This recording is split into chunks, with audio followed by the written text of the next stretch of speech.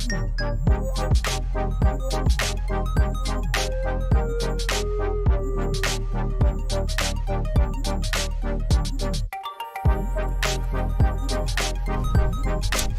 guys, we're back for episode 14 of the Infra-Red podcast. We missed out on last week because I was actually very sick and just could not get out of bed, and it was not a fun time for me. But tonight we're back and we've got Sub-Era, we've got Ned, and we've got Mark. I'm sorry guys. We've got Josh as well. This is a good start. I mean, come on, I had a break off. A little bit of a break, right? It's alright. Yeah. I'm sick. It's all good. All right.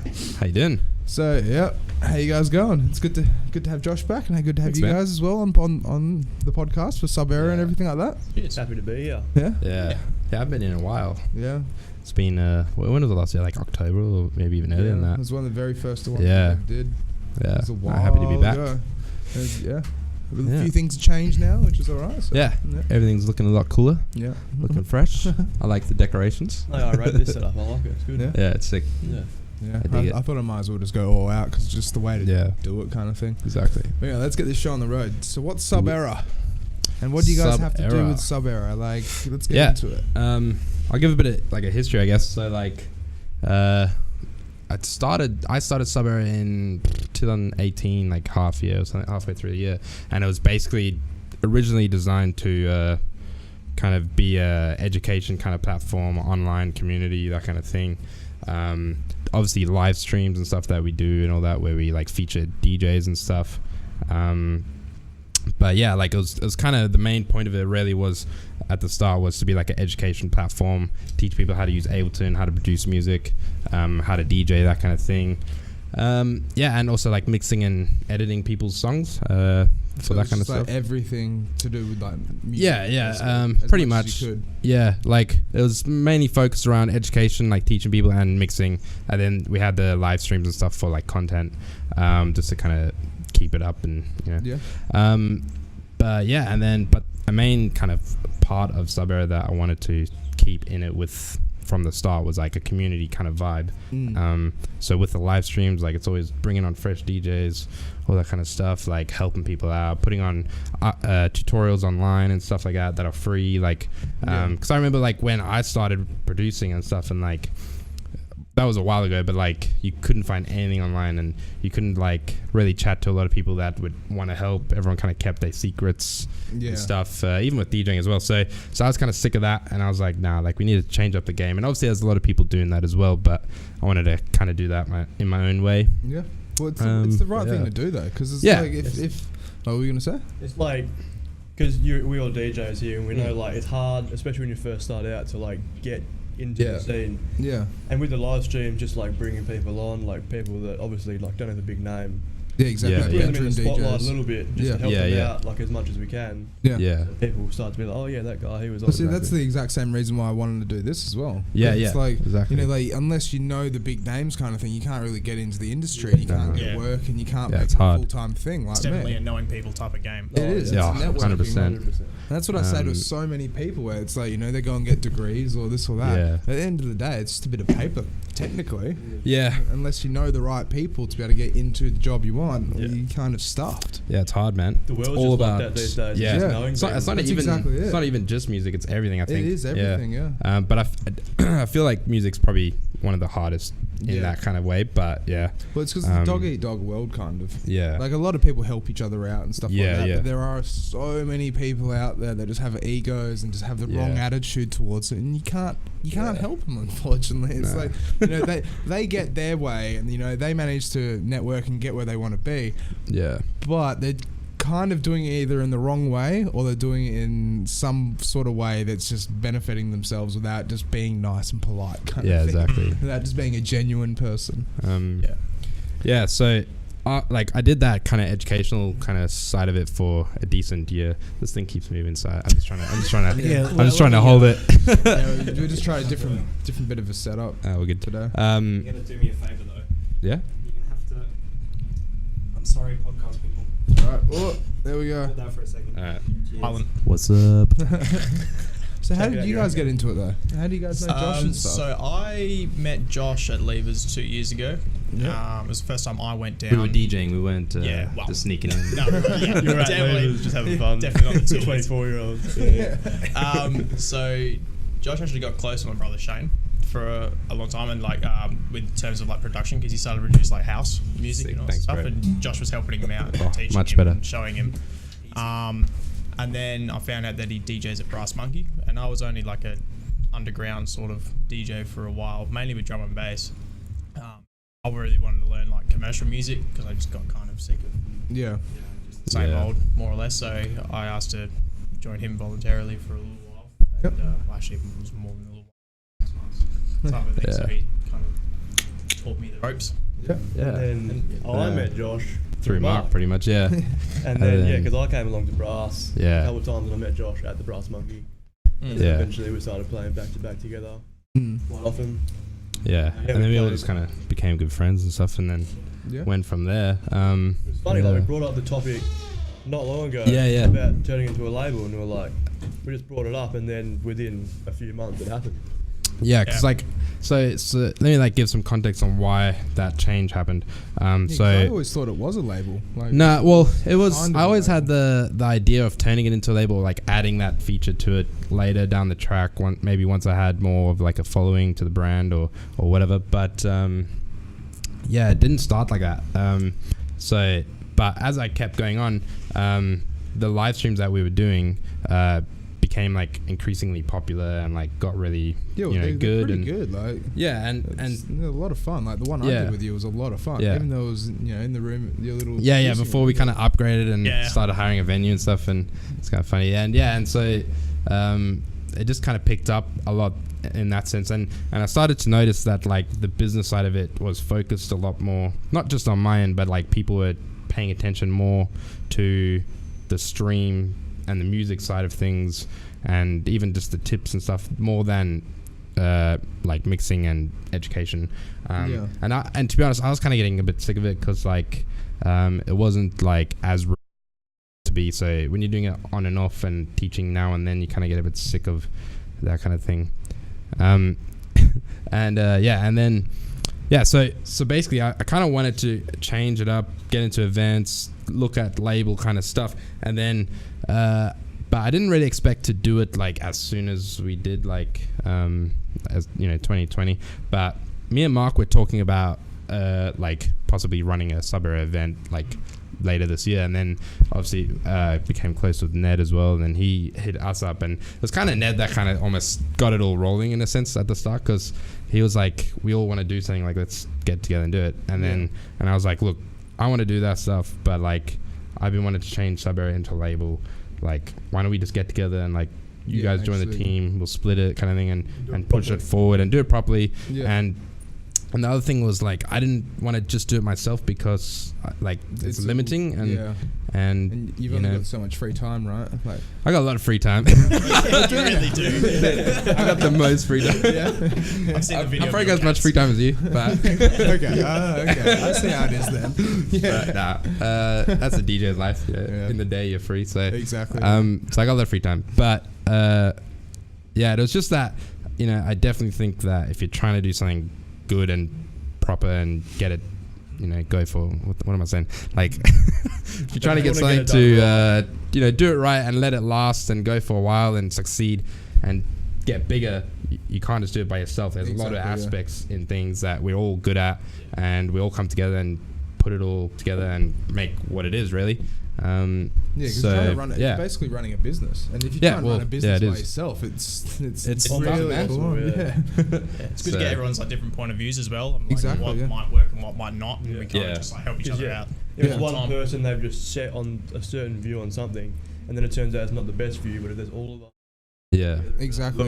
we should do this differently. It could work out better. You can actually like just agree and disagree Exactly, until you all come to a good resolution and make it work, kind of. So we have a pretty good like kind of relationship in it all, and like everyone's on pretty much the same page, I reckon, and so it goes pretty well. So how recent is this then that you just decided to make the label? we launched, we decided it probably, I think we decided it before my honeymoon in November, and then we didn't act on it until December, Jan. Yeah. Um, Well, it's a good year to start, 2020. yeah, I mean the start of the year has been shit for the world. That is, like it's been rough. Yeah, for the world. So I was like, did we pick the right year? Like, but nah, But sub-era has been alright. yeah, so sub has been kicking off. Like our live streams got like our last live stream in Jan got like 7K in one night almost. No so shit, Yeah. really. it's picking Holy up. shit. Yeah. And Yeah, that's Yeah, pretty send good. us some of those. Yeah. and it's definitely because there's 3 of us now, pushing the promotion and all that kind of stuff. And a big part of it is because we're trying to be a community and help DJs and stuff and people, like what we do and try and help us back a bit. So a lot of and- people like message you on the page and actually try and get feedback on certain things, such as like songs or Yes. how they can. Yeah. Too really. much. Too much, Yeah. really. Okay. Since we announced, we've Yeah. gotten a lot. That's we pretty put cool. out though. a post where we're Yeah. like, we're looking for songs to sign Yeah. as well because that Yeah. is coming up. Yeah. But then like we got Yeah. a lot of stuff, like people sent us stuff that was already released. Yeah. So for those for those out there that don't know exactly what a label is, do you want to explain what a music label is and what they do? It's so much, man. Go I on. th- Well, specifically, No, I'm getting into it. We've Yeah, got nothing but time. yeah. This is your time to shine. No, Sell us sub-era. You get some spare time. You can Yeah. Well, basically, like, let's like break down what we want Sub-Era to be as a label, and like, so at the start, we're kind of looking for the right kind of artists, and the right type of songs to release. So what we're planning on doing is around April to release like a EP album of a collaboration of Perth artists. Yeah. But people that we think fit the brand, the style, and our brand and style is kind of like, well, yeah, it's underground bass music, Yeah. but more on the dark side of things, like, or deep kind of stuff. You know what I mean? Like, So kind of like that song you released a while ago. That one, the last Probably, time you yeah. came on, where it was just like it was Yeah, very yeah, yeah. dark and Yeah. DMB-ish So, and everything. yeah, it's very similar to my style, Yeah. obviously, but we all kind of have that same style, but in different kind of genres. Like, Ned's a lot more into like the house, the bass house kind of side of things, and Yeah. Mark's like kind of all over the place, really. I but am very all over yeah. the place. I'm I also a cannot bit stay still. all over, but I'm probably a bit more on the drum and bass and like dubstep side of things. But very, yeah, it's all with all the ideas together. It's still quite a deep, dark kind of Yeah. brand and So style. it's not just going to be one specific genre. It's No. like Yeah. just as long as it We're trying to fits keep that it dark- diverse. That's our Yeah. main thing with the EP. We're trying to get all different genres. Yeah. You're selling a mood, not necessarily a genre. Yeah, exactly, Yeah. exactly, yeah. That's a And- good way to do it though, Mhm. because Yeah. instead of just going, okay, it's all just drum and bass. People expect just drum and bass. Yeah. It's like, no, here's all our goodies. Because then, and hopefully like something shines. Yeah. kind of thing. everyone can like it because it's not just Yeah. one genre. Exactly. Yeah. And it's also like we are all passionate about those genres, so we're happy to do that. And our live streams don't just feature drum and bass; they mainly feature drum and bass, but they don't just feature it. So a lot of the time we try and diverse it up as well, That's diversify also it up. because we're in Um, Perth. Yeah, with yeah. drum and bass. Yeah, and dubstep Perth's being kicking off with drum and bass, obviously Yeah. in the last like year or two. But forever though. yeah, I know. Yeah. But it's become pretty popular. Been a steady more growth so. for D&B in Perth. Yeah. Yeah. Very Um, steady, bro. But but we have a Yeah. pretty like our own kind of style that we want of it. So we're looking for artists in all those genres, and we've got quite a few already that we're like locking in, and just waiting on a few more. And Any names you can drop? probably not yet. Yeah. We haven't signed anything officially, Right. Yeah. so that's We've kind told a of few people like we're keen, but yeah, we haven't like put it. yeah. So we've probably got about So it's Like- still very early days then. Yeah. Oh, yeah. Oh yeah. Yeah. But we're looking at putting a whole thing out by April, hopefully. But yeah, we're currently in the process of the signing and sending contracts out and stuff. So it's new to us, like we're a bit like just really going over the contracts and making sure we got it right, and then sending it out and going from there. But it's new to me. It's new to all of Yeah. us. Like it's a bit of a scary thing, but it's also pretty exciting. So, but how does it actually work though? So it's like they just send the music to you, you send them the contract, they sign it, kind of thing, and then they get put on the What label. we did or? recently was everyone like sent it in through to our demos email, and then we all kind of got together. What was it, last week? Week before? Yeah, I think so. I Something think it was like that. last week. Yeah. Yeah, and then we just sat down, listened to each track one by one, and we kind of gave like our own point of view and like thinking about it, and Yeah. then we just kind of assigned each other to kind of like say, oh, email. Yeah, exactly. Yeah. And another thing that we're doing is if someone sends like a song in that's not specifically like our genre or what we want, we try and find like another label that's that sort of like type of genre, and we can refer them. If it's a good song. If it's a good song. But every song we've got has been good. It's just to like, some of them just aren't our We don't want style. to just leave people You know? in the dirt. Yeah, don't want to just like, no, we don't like it. Yeah, just because we don't like it doesn't mean someone else won't. It's not a bad track. It just doesn't suit the label. Good song, but it's not our style. That's a good thing though as well, because instead of just going, okay, it doesn't fit our Just what don't we reply want, or- and just don't reply and just go cold turkey on them. It's actually like helping and out like elsewhere. As an artist myself, like I've had that where I email people for tracks, and majority of the time for any label, whether it's big or small, they just don't reply. And the ones that do reply will take it, obviously, but that's pretty much it. There's no in between that I've ever seen. So we're pretty happy to kind of do that kind of stuff and keep that kind of vibe. How does it work though? So it's like they send the music in though, and then so basically, like we ask for like a private link for a song. Obviously, it has to be a full like finished track. We try not to like really ask for like just demos or like work in progress songs, because you'll just get fully finished. You'll get hundreds of stuff, and so we try and like keep it professional and send us the full track. Has to be private. No one else has seen it. You haven't released it somewhere or whatever, because there could be other implications with that. So and then once we like the track, then we email them back and we say, this is what we're after. We like it. Can you send us like a list of like samples or something that you've used, so make sure that we're not getting copyright issues or anything like that. Is that actually a big issue though? Would you guys say, or it's like people just don't? We're talking about it on the way. It's about all those deep dubs tracks with the massive samples from like movies and stuff. It can be an issue. Like I don't think it's a very big thing with small labels like us, but it can be, and it's better to be safe than sorry.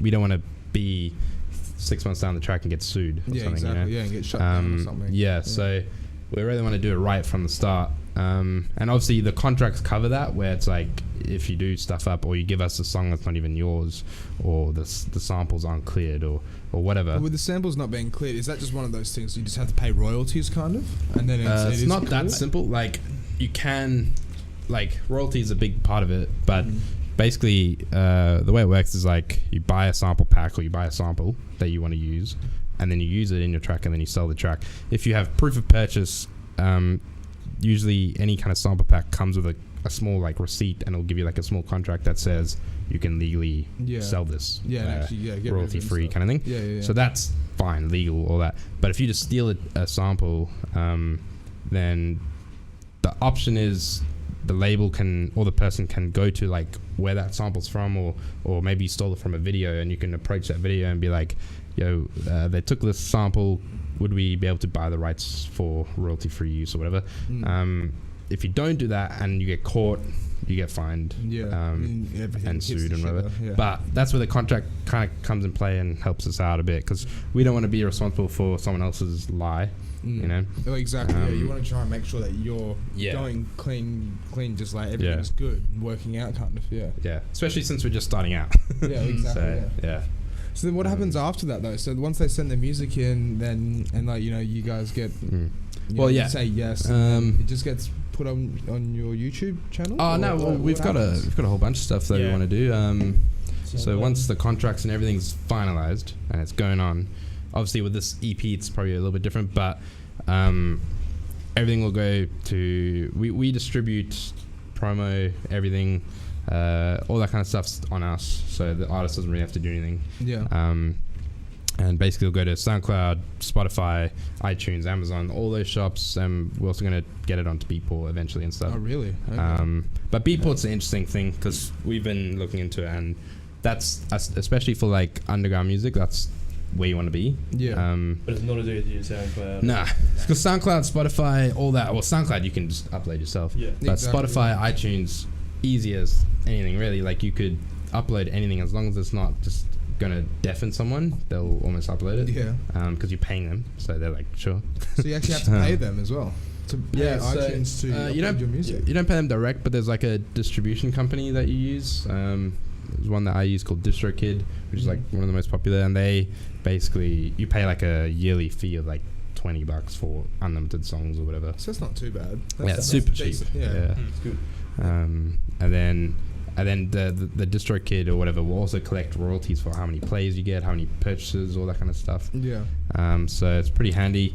But you guys, you're not just gonna like take the songs and upload them to all the music streaming sites. You actually, in terms of being a label, you're there for marketing purposes. Yeah. Well, we getting gigs for. Yeah. Like, do you do all that, or you just? We're not. I don't think. Well, we're still kind of. I haven't really discussed the gig part of it, but we're not really artist management.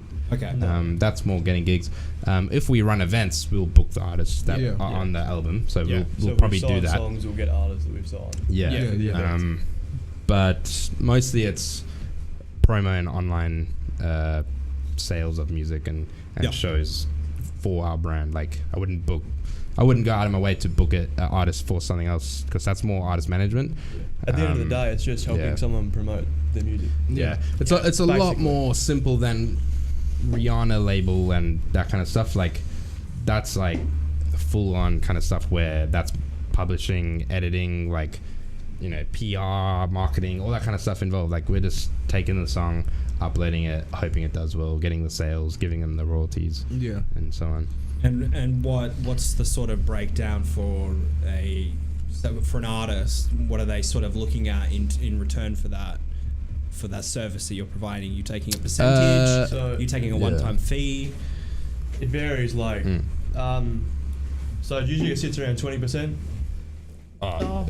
We don't know yet. We haven't figured out the contract. So you have to go obviously to percentage. you're going to create a contract with the artist. And that's just like a. But on average, what are they sort of looking around to get onto a label? I think these days labels are very different to what I think a lot of people really understand are and what they do. Like a lot of people might think you sign a track to a label and then you've made it. You're going to get booked. You're going to get. That's kind of that's what I not thought what it was. labels like, are. you know, if you get signed to Band Decent, and it's like you go into like a contract where it's like they will give you gigs. Yeah. Well, that's when you get onto things that are big. Like if you sign to like Sony or if you sign to, then that's a lot different. But a lot of indie labels that deal with underground stuff like we do, it's not really like that at all. It's just it's just to help the promotion and stuff.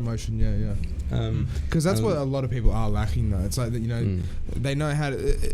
It's silly to say, but it's like one of those things where it's like you might be good in certain skills, but might not be good in the other skills. It's like what we were talking about before. It's like, you know, with DJing stuff, you got to be able to DJ good, but then you also got to be able to meet and socialize and network and hang out and just like full on be there to show that you're interested. That's what like the downfall is for some people. They might be like the best DJ, but of course, they might be like the best DJ, but their social skills are lacking. So exactly, that's what I mean. Like, I've met so many people, and it's like, you know, they shine, they're really, really good, but they just don't have the knack to actually keep going every week and hang out. Right? That's also like a big part of what we need to look into when we sign people, because at the end of the day, like we want to run events and we want to sell events. So there's no point of like the artist could be amazing at making a song, but absolutely terrible with online, stage presence or whatever, you know. So just can't sell a show or can't rock a crowd.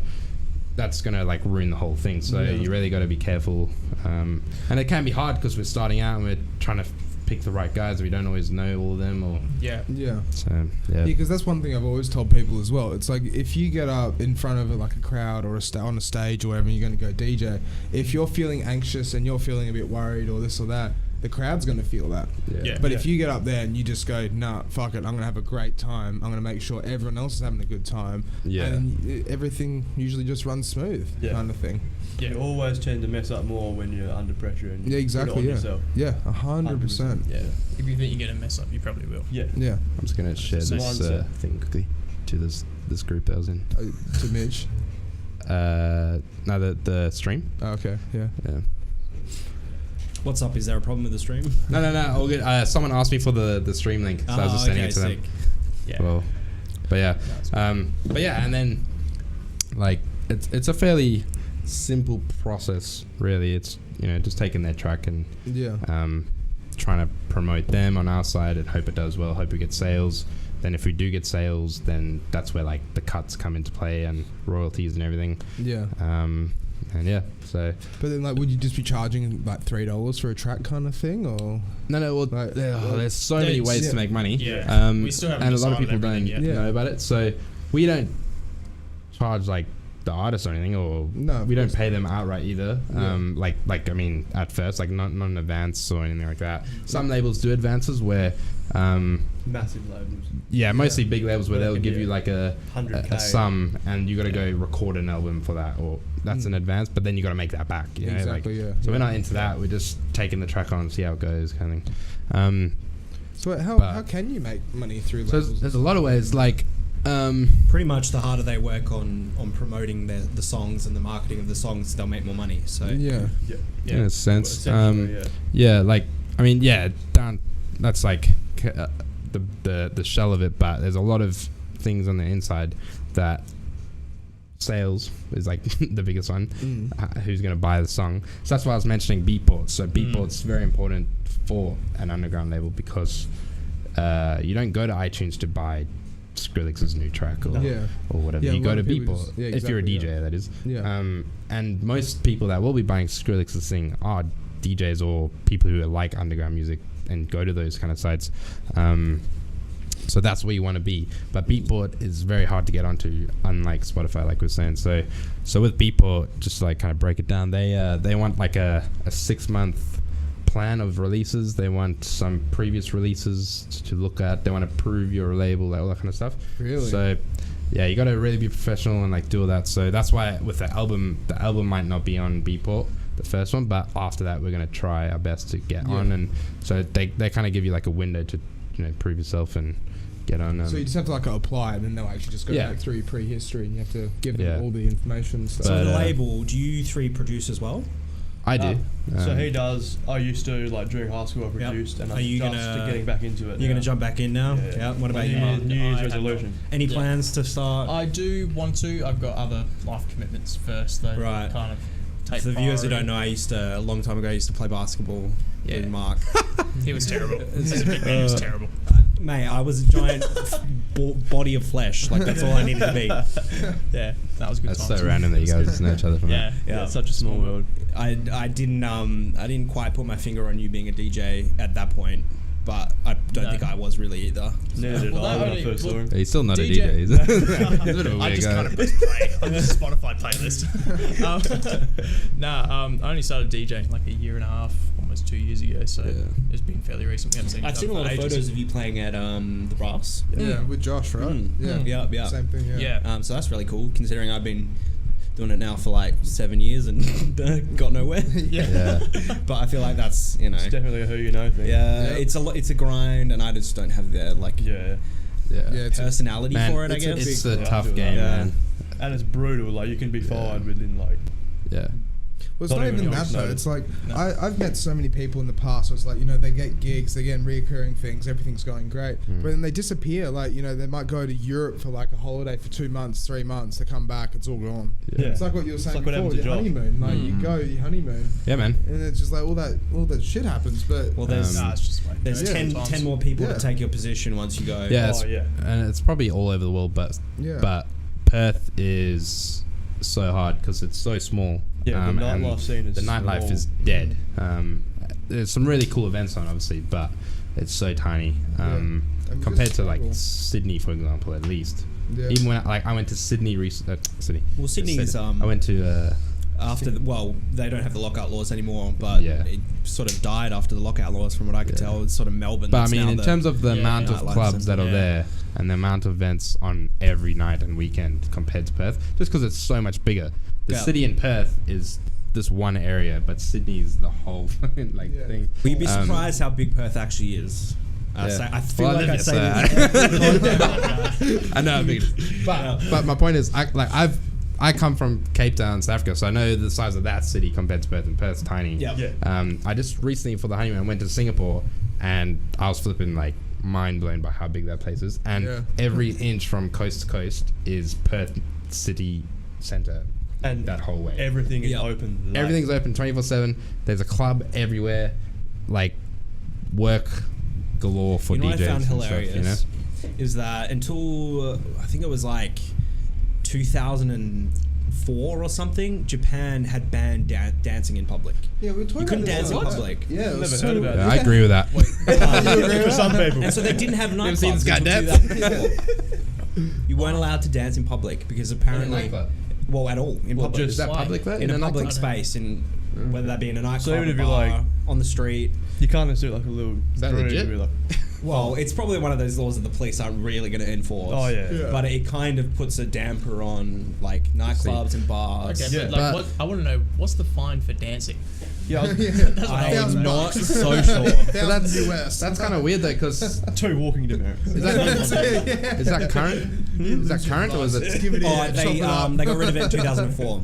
That was ages ago. Yeah. Okay, that makes sense. So I was going to But- say, because Japan's... My point was that I was going to get to is Yeah. that even like Japan's nightlife scene is better than Perth's. Oh, Japan- They've literally been Japan's kneecapped since nightlife scene 2004. is huge. And it's Yeah. another thing to do with how big the city is compared to Perth. Yeah, Yeah. exactly. Tokyo is flipping massive. Yeah. Tokyo and like China, I don't know exactly where in China, but Japan, just Asia in general, really. Tokyo and China, Yeah. to be specific, are killing it. They have like one of the biggest scenes in the world right now Yeah. for electronic music. But they're also like what I've kind of noticed is like they're very popular, like nightclubs everywhere, massive nightclubs as well. Not like anything you'll see in Perth, but everything is like what we heard in 2013. I knew you were going there. Yeah. Like EDM that you EDM, saw yeah, at I was gonna Tomorrowland say. in 2013 is like It's the gone thing. back old school. Legit. there. And then And- there's like, And like a bit of hip hop stuff as It's well. a lot of big room and stuff like that. Yeah. yeah. and then you go to like places like Berlin and it's all like underground, Yeah. like house, dubstep. So everyone's got their own kind of scene. yeah, which is different sick. cities have different scenes. So a lot, and yeah, Perth is a lot just of like, not a lot of like 2013, like Tiesto, Laidback Luke, those EDM dudes, like tour in Japan and China all year. Yeah. Like, Yeah. it's killing it. So yeah. Sorry, I mean, we had I didn't mean Jason to Stone talk on the podcast, who was voted fourth best DJ or something in Asia. Or was it number one? No, he was in, like, number Bali one or best something. male DJ. Number one best male DJ in Asia. Yeah. Jason Stone. Oh yeah. It's the weirdest thing too, because I mean, I didn't really know of Jason Stone until he came on the podcast. Yeah. But then after listening to him speak, he's just got like, he's big. He's like big in Asia. He's got this Yeah. wealth of knowledge. He knows what he's talking about, and I'm Yeah, just like, he's I've very never heard of this established. guy, but in Asia, he's huge. He's a big artist. I've heard of him. I've known of him for years. Yeah. Just through friends of mine. So I didn't know about He's him a until Perth boy. friend. Yeah, I know. But I think they moved back to Perth now. Yeah, which they- I don't understand. If you're killing it in Asia, why did you come back? It's Oh. just family Killing reasons Perth. and stuff. Yeah. Killing Perth. No, they're going back, but it's Oh, just okay, they're just cool. Yeah. sorting family stuff out. Because And Perth's Yeah. not the place From to come what I back gathered, to. it was only for a few months that they're going to be back. But sort of thing. it's not really Asia. They play a lot more like Indonesia type of spots and like Singapore. or Southeast Asia, yeah. Yeah, I really Yeah, pray Mike's for the doing it, Perth yeah. zone, but it's all good. Sorry? I really pray for the Perth zone that needs to build. Yeah. One day. But that's what it's true. But we were saying like every city kind of has their own thing, Yeah. their own style. I feel like Perth, over the last 5 years, probably longer, but become a lot more popular in the last 5 years of like underground music. Well, it's And, just yeah. it was the emergence of things like Basement and stuff like that that really Yeah. like full on just pushed it into the spotlight kind of. Yeah. And it was good because we needed something else to be able to try and reinvent, you know, the whole nightlife scene here. You know, whole But it- bucket hats and trackies and stuff. It's interesting. It interests me though, like how like the Perth scene is basically London 4 years ago. Yeah. I Like just don't get it's, that it's either. like 4 years behind UK, but everything the UK does, Perth does 4 years later. Yeah. And it's sick though. Sick. Like we all dig it. Like I'm not complaining, but it's just interesting. I love the UK like Yeah, music scene. like majority of the style that we go for is that kind of UK based stuff. But it's just interesting. Like, because you'll find like you go to Berlin or you know any kind of spot, they have their own thing. Yeah. Yeah. Perth Which is very unique. diverse, but Yeah. then the underground scene is very UK. But so you inspired. might find that like if you were to actually live over there, and like if you were born over there and everything like that, in like then, London. Yeah, no, Yeah, no, or like just Paris anywhere. or Berlin Yeah. or wherever. It's like you probably find that they'd actually have something similar because then you know it's like, you know, Berlin to Paris, it's like, you know, house and techno, but it's like that whole kind of what they congregate around kind of thing. And then they'd say that, you know, we're the odd ones out Yeah. because we're the ones listening to drum and bass and dubstep while Yeah. the rest of Europe's all techno and house. Yeah. Yeah. I think you got a fan, Ned. Yeah. Yeah. Got a fan. Big Ned. I just got messaged Draft from hard. Phil and Craig told me to shout them out, so I'm not going to do that. Very nice. No, Subtle what's up? shout Thanks out. for watching. But yeah, So then with the label then, so you want to try and get it done by April then, right? we're hoping the, to. The yeah, album and EP, or Yeah. Yeah. EP album thing. Yeah. So Yeah, it's just put going to out be our one first big kind of thing. compilation EP kind of thing, pretty right? much. Yeah, Like it's like we're trying to showcase what we are in a sense. So we're getting what we like want, all yeah. of our Yeah. genres, like Yeah. deep dubstep, drum and bass, And then- deep house, yeah. all that type of stuff. so yeah, exactly. And then after that, we'll probably look more into like single releases a lot more, Yeah. and other artists But EPs yeah, or like- albums or whatever. But Yeah. yeah, Now our main focus is just getting people to know like who we are and what we want and what they can expect. And the live streams definitely help with that as well. Yeah. Like Yeah. get us a bit more Yeah. publicity and Well, whatnot. So How often do you do the live streams now these we're doing days? them monthly now. Just yeah. monthly. And what Yeah. venue do you usually Are you do all them? involved in the live streams, by the way? Yeah, yeah, we'll do everything. Yeah. So yeah, and the venue. I'm not going to give an address or anything, but Yeah. it's, No, come on, it's, come it's on. private. But it's through a hiring company called Western Sounds. So they have tons of equipment and all that, and Yeah. I work for them as well. So like for DJing purposes and stuff. So I used to run it just in the studio in my house, which Yeah. and but then like I was saying, like we wanted to kind of get bigger and do bigger things and have like bigger artists on and do a lot more artists and all that kind of stuff. So we needed a bigger space. So now we hire out their venue where they have like a factory or warehouse. Sorry, not a factory. Yeah. They make all their equipment. Yeah, there, yeah. More of a warehouse where they store everything, and then we just kind of set up. Well, we don't set it up; someone else does, and we just rock up. And No shit, really? yeah. We have to set up. Well, I mean, that's yeah, fine. we set up our decks, we set up the live stream stuff. They just set up the speakers and like Table the and stuff. setting and That's everything that I not want. bad, Yeah. though. But like we pay them for everything. So yeah, On good so terms with them. yeah. But yeah, and then so they kind of set up like the stage, the table, the speakers, the backdrop, all that kind of stuff, and the Yeah. lights. Lights. Yeah. So I like went in like when I first wanted to do it, and I showed them how I wanted it to look, and then every time since then it's just we've been doing it like that. Yeah. And yeah, and then yeah, Well, how long does the live streams usually go for? And they you kind of said- vary. Like you said, 7,000 people tune in. Like that's Yeah. a lot of people. Yeah. That's massive. Like Yeah. Yeah, the like that's a previous lot. the previous one that we did to that was in December or whatever, and that got 3,000. That was our biggest There's one still then. a lot of And people. we were like, yeah, Yeah. that's Yeah. huge. And then by the end of the night of this one, it was like just under 7. So it was like Yeah, I feel it's like crazy. bigger. announcing the label. Yeah. That was a huge jump in likes as well, like on the page. Yeah, And yeah. that I saw was it's right like up. 740 or something like Yeah, that. it was on like 600 before. So Now it's Yeah. like yeah, it's like Over 100 like something. Over Yeah. 3-4 weeks, it's jumped up a lot. Yeah. But we're also like hunting Yeah. into like other pages as well, like trying to just publicize it. Yeah, so we're doing a lot more like promotion as well Yeah. for Into that. things like the Perth drum and bass scene and stuff like that, like the Facebook pages kind of Mhm. thing. Yeah, a lot of groups and pages that we're just kind of a part of and chatting with, and But yeah, Yeah. Like, social media is the biggest part It is. of Yeah. everything nowadays, pretty much. Exactly. But Yeah. but the live streams aren't like a money thing either for us. Like the only way I really see money coming into that is if we get like a sponsorship of any sort, yeah. which I don't see happening unless you get like 100,000 No, views or go something. hit, yeah. go hit That's like McShane a- up. If I keep drinking Red Bull What's on the next? stream, Go to Store DJ. and be Store like, DJ, yeah. "Man, a sponsorship. Yeah, We do this. Look, Yeah, give me, give me So free stuff. something like that would be cool. funny, a few people on the last stream Down the worked line. at Store DJ, so Yeah. You can pull strings. If you guys want to come back, Yeah. give us a few stickers. Nah. But Yo, Store DJ, I hope you're listening. but they it's so what I was saying was like the live streams really are just about having fun and being a community and trying to give an opportunity to people that don't always get the opportunity to either be on a stage or in Yeah. front of people or Yeah. play what they want. So there's a lot of DJs like you and me and stuff that get to play cool gigs, but most of the time we're doing it for a living where you don't Exactly, get to yeah. play where you want to play. You're playing Yeah. the crap, cheese. cheese. But yeah, That's what I was Madonna. explaining to you last time. It's like when I went and did that live stream at yours, I have never been able to play German techno Yeah.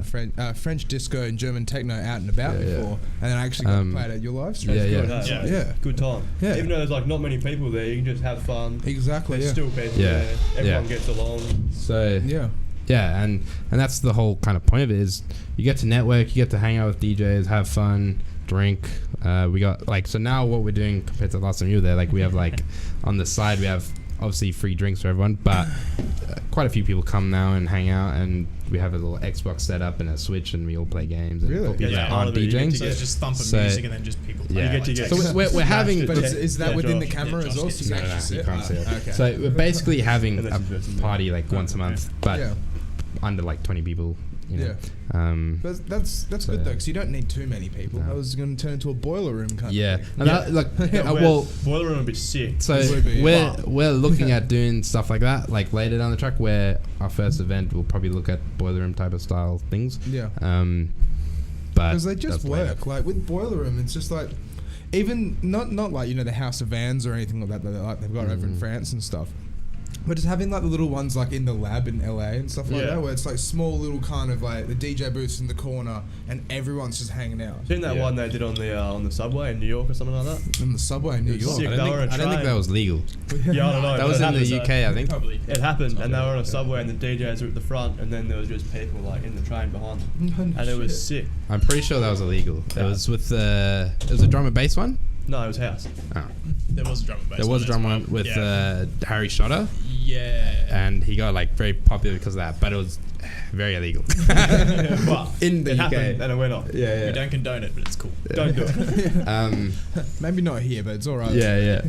So yeah, we're trying to just have a bit of fun, network with people, get to meet DJs. That's what you got to do, though. Yeah. That's all. Like, it's what the community kind of side is. It's Yeah. Don't worry about the money and Exactly. this and that. Just get up there and have fun and make sure everyone else is having a good Yeah. time and just Um, keep the good vibes going. And Exactly, help man. people out, and in return, they'll help you out in the future. That's as well. exactly Yeah. it. And see, that's one thing I've always learned, where it's like, if you're a good dude and you help others out, or you try and help others out, then they see that, and then it's like, you, even if you might not get the favor return, someone might be able to help you later on down Yeah. the track. Exactly. Yeah. And I've like probably like you as well. Like I've had my fair share of people just screwing me around in the industry, and other DJs, other booking people, whatever shit happens. But like where people just aren't nice. Yeah, that's Oh, yeah. exactly They're just it. dicks. Yeah. So like And it sub kind era of, is like, it just ruins the industry. yeah, it does 100%. It really does. So I think that's why sub era does well, because it's just about having a good time, having fun. We try our best to be nice. Yeah. And treating people like human beings. Yeah, that's exactly, it. man. Like let Yeah. them do their thing, and in return, because like I was saying, like our live streams, we pay for it. We don't make money from it, so all the DJs come on for free. But the return for them is they get to play what they want for like whatever the heck they want, right? Yeah. No kind of limits to it. You should jump on one day, Alex. Yeah, come back on whenever, man. Come back Um, on. Yeah, he's been on. I've done Oh, one. okay. Yeah. But I've done uh, that before. I did it. Am I the only one who hasn't done one? Free then? alcohol. Yeah, well, you should Yeah. jump on. Yeah, as yeah, well. that's You good. play a good set. Like, I mean, I played like Berlin German fucking techno kind of thing, and it was What do you good. play? I play The good Jack and shit. House. I play G House. Yeah. I play sort of darker tech house. Sweet. Yeah. Be sick. sick. You can play whatever you want. Doesn't matter. Sick. Yeah, and that's like the main thing that started it. But so you get that. The other benefit of coming on for free and giving us your time and your talent is we take photos of you, we promo you with like posts and stuff on our socials, like leading up and after the event. Yeah. You're getting obviously the audience of the stream, which is a big thing, and then you just get to hang out, have a good time. There's free alcohol, Red Bull. The other thing we do is like recording their sets and stuff and just uploading it afterwards. And Oh, really? As well? Yeah. So, Yeah. so we're like, I get the fact that DJs are putting in the time to come to us and travel and all that. So I really want to give as much as I can. That's one thing, to though. So that's make one it thing I've worth it. always admired about your live streams. Like when I Yeah. went and did the other one, is that it's just that through you're actually recording through Pioneer, and it's hard to do that sometimes. Well, you need to have the right equipment, kind of thing, and have it set up. Yeah. I mean, like for me, I obviously record all my sets, but that's just pressing a button on my laptop. Yeah. And just records to a file. Yeah. Well, I record all my stuff to a handy. It's called a handy Zoom Z1 or something recorder. But it's good though, because like so many people out there, they just don't have anything online that's like specifically what some people want, kind of thing. It's Yeah. just like, Yeah. you know, people will just record what they like, kind of. Which Yeah. obviously isn't that bad of a thing, but it's Yeah. like if you're trying to go and say, you know, hey, can I have a gig that sets on the beach? Here's my You know, the mix I made 3 years ago was the only time I've actually been able to record Yeah. something. Yeah. It doesn't It's work unfair in that a way way. Yeah. because they could improve an immense amount between like that 3 year period. Yeah. But they don't have the Any equipment to material record online. on, so Yeah. they can't prove it. That's And exactly it. And I think a lot of that issue is due to Perth scene because you can't go out and play what you want in spots. That's it. But go to Melbourne, Sydney, you can play almost everything that you want, Yeah. and have a rocking crowd all night. You go to places like flipping anywhere else really, and it kills it. Like I would love to go to London and just play like the stuff I like to play all Yeah. night and Well, just see, kill it. shout out to Delight. Like, it's a group over in Melbourne, but they do the Yeah. the exact same as that. It's like they live stream their sets, but they kind of, from what I can gather, their rule is just like play the most obscure underground stuff you can find. Yeah. But the name Delight, it's like, you know, it kind of resonates with just like being delightful kind of. Right. So Yeah, it's true. all like really nice, like lo-fi, Yeah. chill, like hip hop cool. beats and all that kind of stuff. Mm. But they don't get flagged on Facebook or anything like that because it's so Underground, yeah. underground. Oh, but But it's got such a good Yeah. community. That's the worst part of the streams. Yeah. I had it in the So last stream. It's yeah. Well, I mean, the first half was your set was yeah, the yeah, worst. that's what I said. I had it on the last stream. I got taken out twice. sorry. Yeah, Yeah, Once, he played at the start, and I think once he came was down fair twice. Yeah, once was fair enough. I was like, yeah. but it's not a big deal. Like it happens no matter what. But the least that we can make it possible is better. So that's why every artist that comes on, I say, play what you want. Just don't play Taylor Swift. Don't play Justin Bieber. Don't play remixes of them. Even like, try and find like whatever genre you want to play it. But find fresh new songs that are underground and play that. Which is I feel is a fair compromise. And the benefit of it is the more underground you get, the less you're going to get flagged and the more views you're going to get for yourself. Yeah. If the post goes down, you pretty much lose everyone, and then Yeah. you just And kind then of people are roll on like, top can't be thing. bothered coming back. Yeah. Yeah. They don't know how long it's going to be until it comes back Yeah. up. But that's why we stream to Facebook, Twitch, and YouTube at the same time. So We anything- definitely need to get on that. Yeah, so but Yeah. YouTube's good. Yeah. It's Yeah. just We Facebook- just pick Facebook- YouTube because of the integration with everything. You just Yeah. pop the Yeah. URL in and it puts the little Yeah. video in. Facebook's But- where we get all of our viewers, and like you look at it, yeah. the analytics YouTube and while Twitch, we're yeah, streaming, we're- and it's like mm. Facebook's all the viewers, and then YouTube, Twitch, and Yeah. no viewers all night. Yeah. Or like 10 or something. You know, like Yeah. it's a lot harder on those platforms, especially since Sub Era was on Facebook and we built that brand. Do you guys upload the video after the fact, or do you just No, it's leave already the- No, it there. just Still on stays the there. Yeah, page. obviously, yeah. Yeah, we don't Um, re-upload it. No. Yeah, like so YouTube and Twitch are cool because if there is a copyrighted track, it doesn't take the video down. It doesn't stop the video. It just mutes that part Yeah. where that 30-second track is or whatever, which is what Facebook should be doing. Twitch does that too. Yeah. Yeah, that's what I said. Yeah. So, Yeah. so yeah, Facebook should be doing that. So that's why we go to Twitch and YouTube. But Facebook, as soon as it picks it up, it gives you like a minute of a warning, and then it goes down, maybe a little longer, and then just got to go back up. But you could have like 30 people watching at one moment. Does it actually just turn the stream off? Yeah. Yeah. Takes it down, like Takes it shuts down it off. straight away. That's We have to go restart and everything. So yeah, that's at not Mark really that Zuckerberg, good. fix the Yeah. shit. So that's why like Sort it. so whenever we get a consistent stream where it goes for like 2 or 3 hours without any interruptions, that's where we get the most views. Yep. Because Facebook has its algorithm and it does its thing, and it realizes, okay, a lot of people are looking at the stream, and because it's a live stream, Facebook pushes it naturally. So we don't do any paid advertising on our streams really? ever. Like I've never done it, but Facebook naturally does it because they want people to do live stuff. Yeah. So that's, the benefit of it. But you could get up to like 30 or plus at one I've moment. noticed that with Facebook stories as well. If you posted your timeline, less people see it than if you put it in your Stories, yeah. stories. Oh, Yeah. Yeah. So it's all about what Facebook's like done, like recently. Like the posting on your profile page is, you could do that since the start of Facebook. Things that are new are stories, live streams, premiere videos, like all kinds of things. People to adopt that, so they push Yeah, it more. yeah, exactly. So there's a whole like sheet of like a point system that I saw like no longer, and it's like what kind of content gets the most views. Obviously, like so. Send that to us. Yeah, I can tell you right now. We need help. It's so like for example, you post a status, nothing. Yeah. You post a pic, that's like 1 point. You post a pic with a link, minus 5 points. Really? Legit. You post any link, you screw yourself a little bit in the butt. Don't know why I picked that, but Onion. yeah, in the butt specifically. Yeah. If you post it without the link, you get like it's better. So what people do is, you've probably seen it, is you'll post a pic or a video, and the comment, the link is in the comments always. So that's why, it's because it defeats that algorithm thing that they do. So it doesn't stop people, because it's like a spamming thing that people do. So Facebook tries to stop spams. So you post a pic and say links in the comment. That's like a good way to do it. The next thing up from that is a video. That's like 2 points.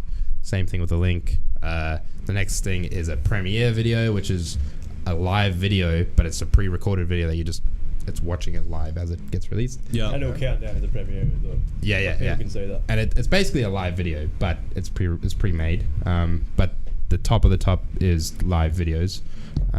It just pushes it out to as many people as it can. Okay. Maybe we should do that. Maybe we should record the podcast not live and then do Live of it. Yeah, because then we can pick a better day and time. So he has like That's potential. a tiny. That's a great idea, actually. Yeah. Yeah. So And it's, at certain times as well. but you can do that on YouTube as well. It just means that we don't get the interaction with whoever might want to interact. No, well, it's still live. When it comes up. You're watching the live too. Yeah. Well, So you pre-record it and then it plays live, and people can still comment on it like you would now. Yeah. But Yeah. you're just not. whoever's in the podcast, just tell them to share it and stuff like they would normally. Yeah. You'd probably get more out of it because we could all like get into it a lot more and share. But it's a common thing to do. Like YouTube does it as well. But the issue that I found, because I was helping a friend with it the other day, and the issue is that like if you. What do you say? Right. This is my. Wow, some good marketing advice. You should start a Facebook course. Yeah. So all my advice, by the way, comes from Brian. Pretty much, he's the marketing guy. Yeah, and a meme lord. Which last time we were. To be honest, he sounds biased. Maybe. I don't know why that. But now, It's got something to do with the first name, I think. oh, maybe Brian No, just the doesn't last seem very name. trustworthy. Dodgy. Yeah, dodgy name. But I had a friend that was like chatting to about it, and he did the premiere thing because he was having the issue of going live and it getting taken down and whatever. But he was saying he prefers to pre-record and edit it and then upload it. But he doesn't get the views like when you're doing it live. So what happened with him was he was premiering it, but then if it picks up the live, if it picks up a song that gets copyrighted, then your whole video gets taken down. You don't get to upload the rest of that 30 minutes or whatever. So that's a bit of a bump in the road. Yeah. It's tough for live DJing streams. Yeah. But it's not going to change exactly. anytime soon, no, I don't think. But Yeah. they should change. But that's It's just you want to talk about how records make money. That's one way of doing it is copyright and royalties for music. So every time like your song gets played on a live stream, that artist gets paid if it's done correct. Which we should probably get into, but That's later down the Just maybe. Don't worry about but it. yeah, you mentioned it before, I forgot to say it, but a big part of how an artist or a label gets paid is like royalty payments. Does it get played on a stream? Does it get played on a radio, at a gig? Streaming and sales are different, but anything that's like live like that, if you actually record your own, like if you write down your set list, you submit it to places like APRA, which is a royalty collection thing, and they take that on board and then they pay the artist. So you actually send it to APRA and then they'll just go through and be like, yeah, that's Drake's song. Yeah, I think it's APRA or BMI, one of those. There's it's a few. APRA in Australia. Yeah. So, but I don't know which one it is to send to it, but APRA is the one that I use for collecting. APRA is the government-run body that enforces the payments, basically. So, yeah, I haven't used it to send like a set list, but I've used it for collecting for my stuff. I've used it, quite a bit in my video editing career, especially when you're creating ads and there's jingles or something that gets all sent to APRA. So, but if you're using royalty-free jingles, then no, these are jingles created by the clients that come to us to put it all together. Yeah. So a client will come to us and say, "I've got this song and all this footage, make an advert out of it." Yeah. And we have to also run through all the APRA, and if they're creating DVDs, we have to put like the I can't remember what the name of the codes is, but there's like for CDs, The ISRC code. ISRC for CDs, and there's another code for DVDs that you have to like bake into the DVDs and CDs and stuff like that. Yeah, ISRC is also, it's not just for physical copies though, it's also online. Yep. So yeah, but that's it's the ID that connects the song. Yeah, it's the DNA of a song that gets you paid. it's like the barcode, so people can identify the song. Yeah. And it's pretty weird how it all works because it's like embedded in the track. Yeah. Like you can't see it when you download it. You have to look at the metadata. Yeah. Yeah, because I've been told about that, where it's actually like they'll have it hidden actually in the song. You can't hear it, you can't It's a good way to tell if someone's been torrenting music as well. If you check the metadata of their music and don't see any codes or anything in I'll them. never do that. Like Yeah. check someone's Well, music. sometimes That's such a be long pretty process. skeptical, Someone's playing, like, bring that shit up. Go to a club. That's Can torrented. I check the metadata of that track, please?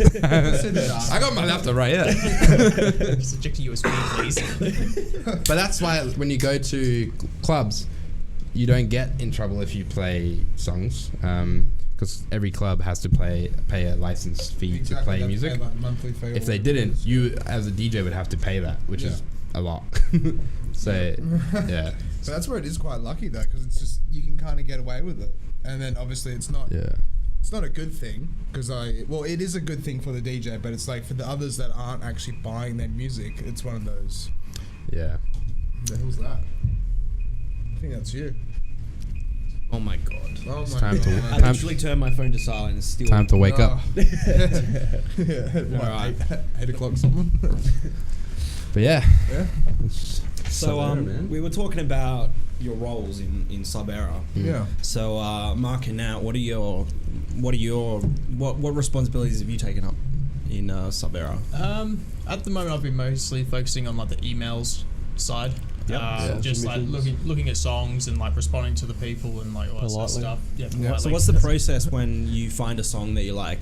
I kind of tell the boys like, right, if you guys have a look at the email, because we all got a like direct link for it. So I say like, oh, this one's got potential. That's why We'll we forward it met up through. as well. Yeah. Because we meet up and Yeah. listen to songs together. Well, yeah. So we give can the all boy- have an input Yeah. like in person. Yeah. It's So, easier than messaging in a group chat, obviously. Exactly. Yeah. yeah, we give each other like a heads up, like, oh, this one's got a little potential. We'll have a look and like just have a listen and just see what we think, you know, because 9 times out of 10 it's just off my headphones on my laptop because I haven't actually got a proper setup. So we go to Josh's and actually listen to the production side. Obviously, these guys know a bit more about production listening than I do, but I just kind of get the vibe. You can still understand the song's cool. Yeah. Yeah. That's all you need. That's all you need. That's I think that's yeah. what's cool about having someone that's not really that big into production, because you don't want to. Well, at the end of the day, DJs are going to be buying most of the music. Exactly. So yeah, Yeah. but you want a also DJ wanna, with listening to the music and being like, yeah, that's a song I would like. exactly, yeah. So we could even like we were thinking about even setting up a group with us and like one of the 2 other people that aren't related to music at all. Like, That are just like Brian, like we were talking about him before. Yeah. That are just we could send and be like, what's your feedback outside of the music scene on this track? Because that's the massive part of our audience. It's like majority of it probably, but in terms of events and that. So it's something you got to consider. You can see that's a similar thing with like getting Damo on as a co-host, because Damo's good. Like Damo knows a lot about production, Ableton and stuff like that. He has no idea when it comes to DJ industry. Yeah, that damn it. Yeah. He's talking about But it's good though, because then it's like then he asks Damo, questions. put your fingers in your ears. Blah blah blah blah blah blah. But Answer the door. it's really, really good though, because then it's like he gets that perspective to ask Yeah. questions that might seem a bit silly for us, Yeah. because we're already established in the scene stuff, but to a beginner they don't know. Yeah. and then you can be like, well, that's a good point, actually. I Yeah. wouldn't have thought about that. Exactly, yeah, and then actually try and elaborate And that's, into it a bit more. that's Yeah. why we want to get the group with like people that know about producing, people that like DJ and know about music, and then people that just listen to music. Yeah, And just passionate about it, really. just like music. yeah. What Yeah, about you, good. Ned? What's your place in Sub Era? Have you found your niche yet? So right now I'm obviously I'm going to be producing again this year. Hold me to that. I'll be producing again this year, so I'll be sending songs, releasing songs. It's on the internet now, so you can't. Yeah, but- you can't. Yeah, you're doing it. But You're I've been mainly focusing on the social media side of things, like promotion of the events and like the EPs and like when we first announced, and just keeping on the social media side of stuff. And people message the Sub Era page quite often as well, and just keeping up with replying to people on there and stuff. And Yeah. And then we all do our own thing with like live streams and stuff as well. So that's the massive part of it. So you guys do individual live streams? No, I mean we're all We just there, all help. but we all do yeah. our own thing. Like, but we take there's photos. there's no like particular role. Like I'm not the leading guy, or he's not the leading guy, or Ned's the one that's getting fucked over or something. Like, I mean, he is, but but no, it's everyone's like we're in like a 3-way partnership, which is so good. Hey, he's gonna reword we're living in the 21st century, guys. You can do whatever you want. That's it. Yeah. 3-way relationship. 2020, right?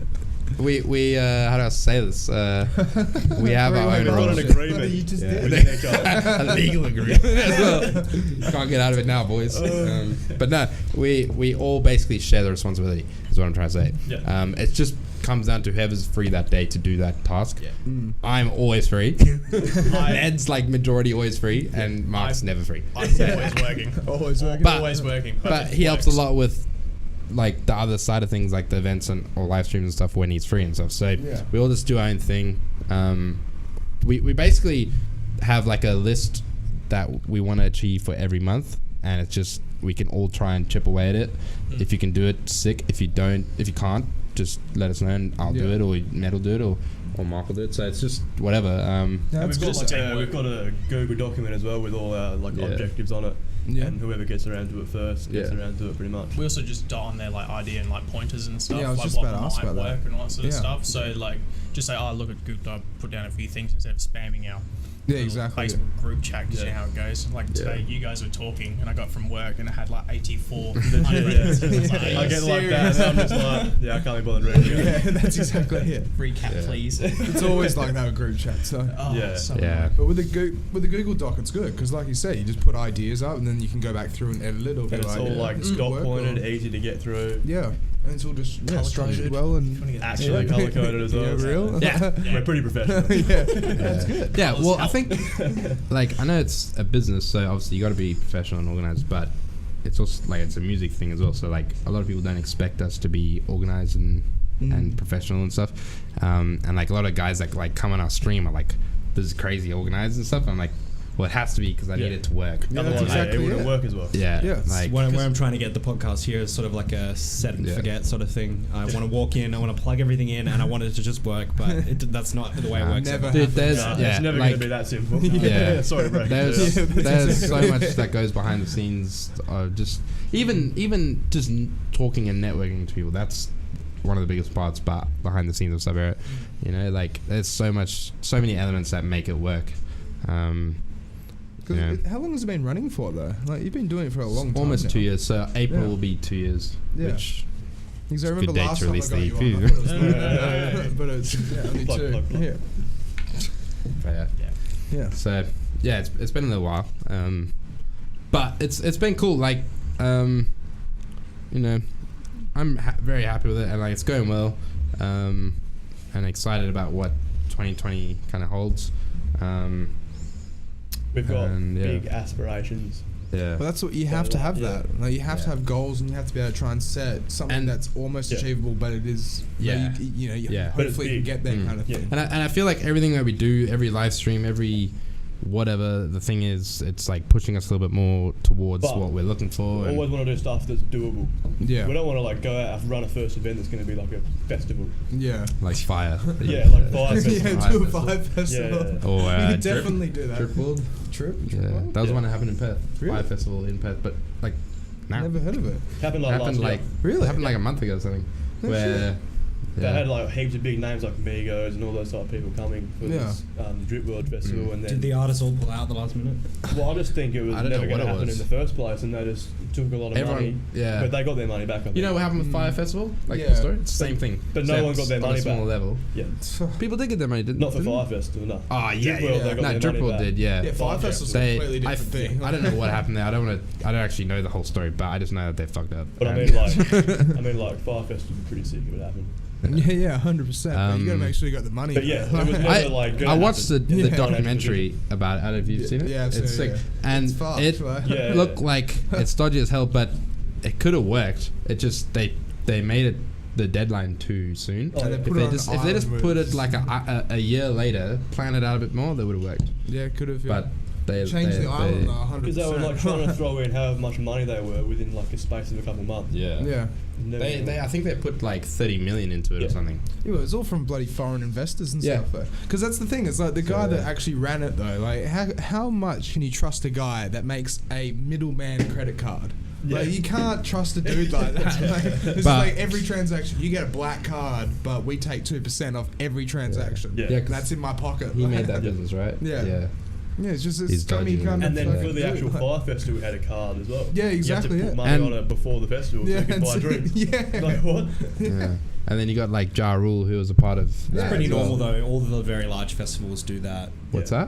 that? A card. All the large festivals do a card or some sort of token. Yeah, true. Good So way to that spend way you money. don't have Nowadays, to. You don't lose all your money. Yeah, I know. I think Tomorrowland does it. Yeah. None of the ones in Perth do, but There's Perth's been a couple. big. There's been a It's- couple. It's a in good Perth. way to put money on and not realize how much money you're spending. That as well. Yeah. I mean, it has its benefits. For example, if they get the card thing and you lose your card, they can track how much you've spent and refund you money. Yeah, that's true. Mm. Like if you lose the card, Yeah. so But it's dangerous. I went on a cruise for the honeymoon and like the same kind of card. Didn't go to Tomorrowland though, but like well, it begs the question. It begs the question: would you rather pay like $1,000 for a ticket and have it all inclusive, yes. or pay $150 So much easier. What's the other option? What's the other option? Well, $150 and have to pay for all your drinks and food and Ah. So it transport. depends what. I'm talking about what's cheaper. Like No, it depends what financial position you're in when Yeah. the tickets are released. Yeah. At the end of the day. I think it's cool if like maybe you put a set price, like you put a couple of bucks in for your drinks or whatever, and then you don't spend more than that because it ends. Yeah. But 100%, all those cards can be topped up. Yeah. Yeah. So that never happens. Like on our cruise, our car got topped up all the time. Like we never stopped at the limit, so it's dangerous. Yeah. But yeah, I don't even know what the heck I was talking about before this, but I brought it up for a reason. But It's all good. We're talking Talking about about- fire Good chat, man. Good chat. Yeah. that's something I wanted to say, but I think it was about the live streams thing. Yeah, we're but talking about something. doesn't matter. So you were saying before the podcast as well, like doing contracts and stuff like that. Yeah. So what's the whole process of writing a contract? Like, have you It managed to is find a template? very, very hard. And then just adjust Insanely it? difficult. It is so much harder than you think it would be. But, like, have you got a just lawyer, have or? no. We like if we need one, we'll get into it. But there's basically a contract template that you need to like, or a type of contract that you need to use called a single song contract, which is the one that we need to use, but like particularly for us. But the music business side of the industry is so complex. And like we didn't know it until we were like looking into Researching. these Yeah. contracts It's like crazy. properly, and yeah, it's just so intense. So we've been looking over it for like the last 2 weeks, and we've like finally got it kind of figured out. I got other friends from other labels that have helped us out by showing us some of what they do and templates that they use and that kind of thing. So that What helped. other Like, labels? I'm not gonna say anything. I don't want Shout-outs. to. Yeah, I don't want to throw Howdy, anyone up. Lock. Shout I out think to, that's my Lockie brother, Robinson. or I'm being trolled. No, One or the no. other. Oh no, I'm Lockie Robinson. I don't want to like Shout say a out, name in case they don't Lockie wanna Robinson. disclose Yeah, that. Lockie No, What does he it's look But like? He's yeah, got blonde it's hair, yeah. Yeah. like probably Is he doing a round about my forensic thing height? now. probably about my height. Is Okay. it Porter Robinson's brother? Or my If brother. so, Sup, Lockie? Tell Porter say no, hi. I went to school with him. Oh, yeah. Good bloke. Yeah, cool. But yeah, as you were saying though, so you have to go through like manage to Yeah, find the one so- song contract. Yeah, there's so many different contracts, man. And you know what sucks about writing contracts is it's probably easier to write it than it is to read it.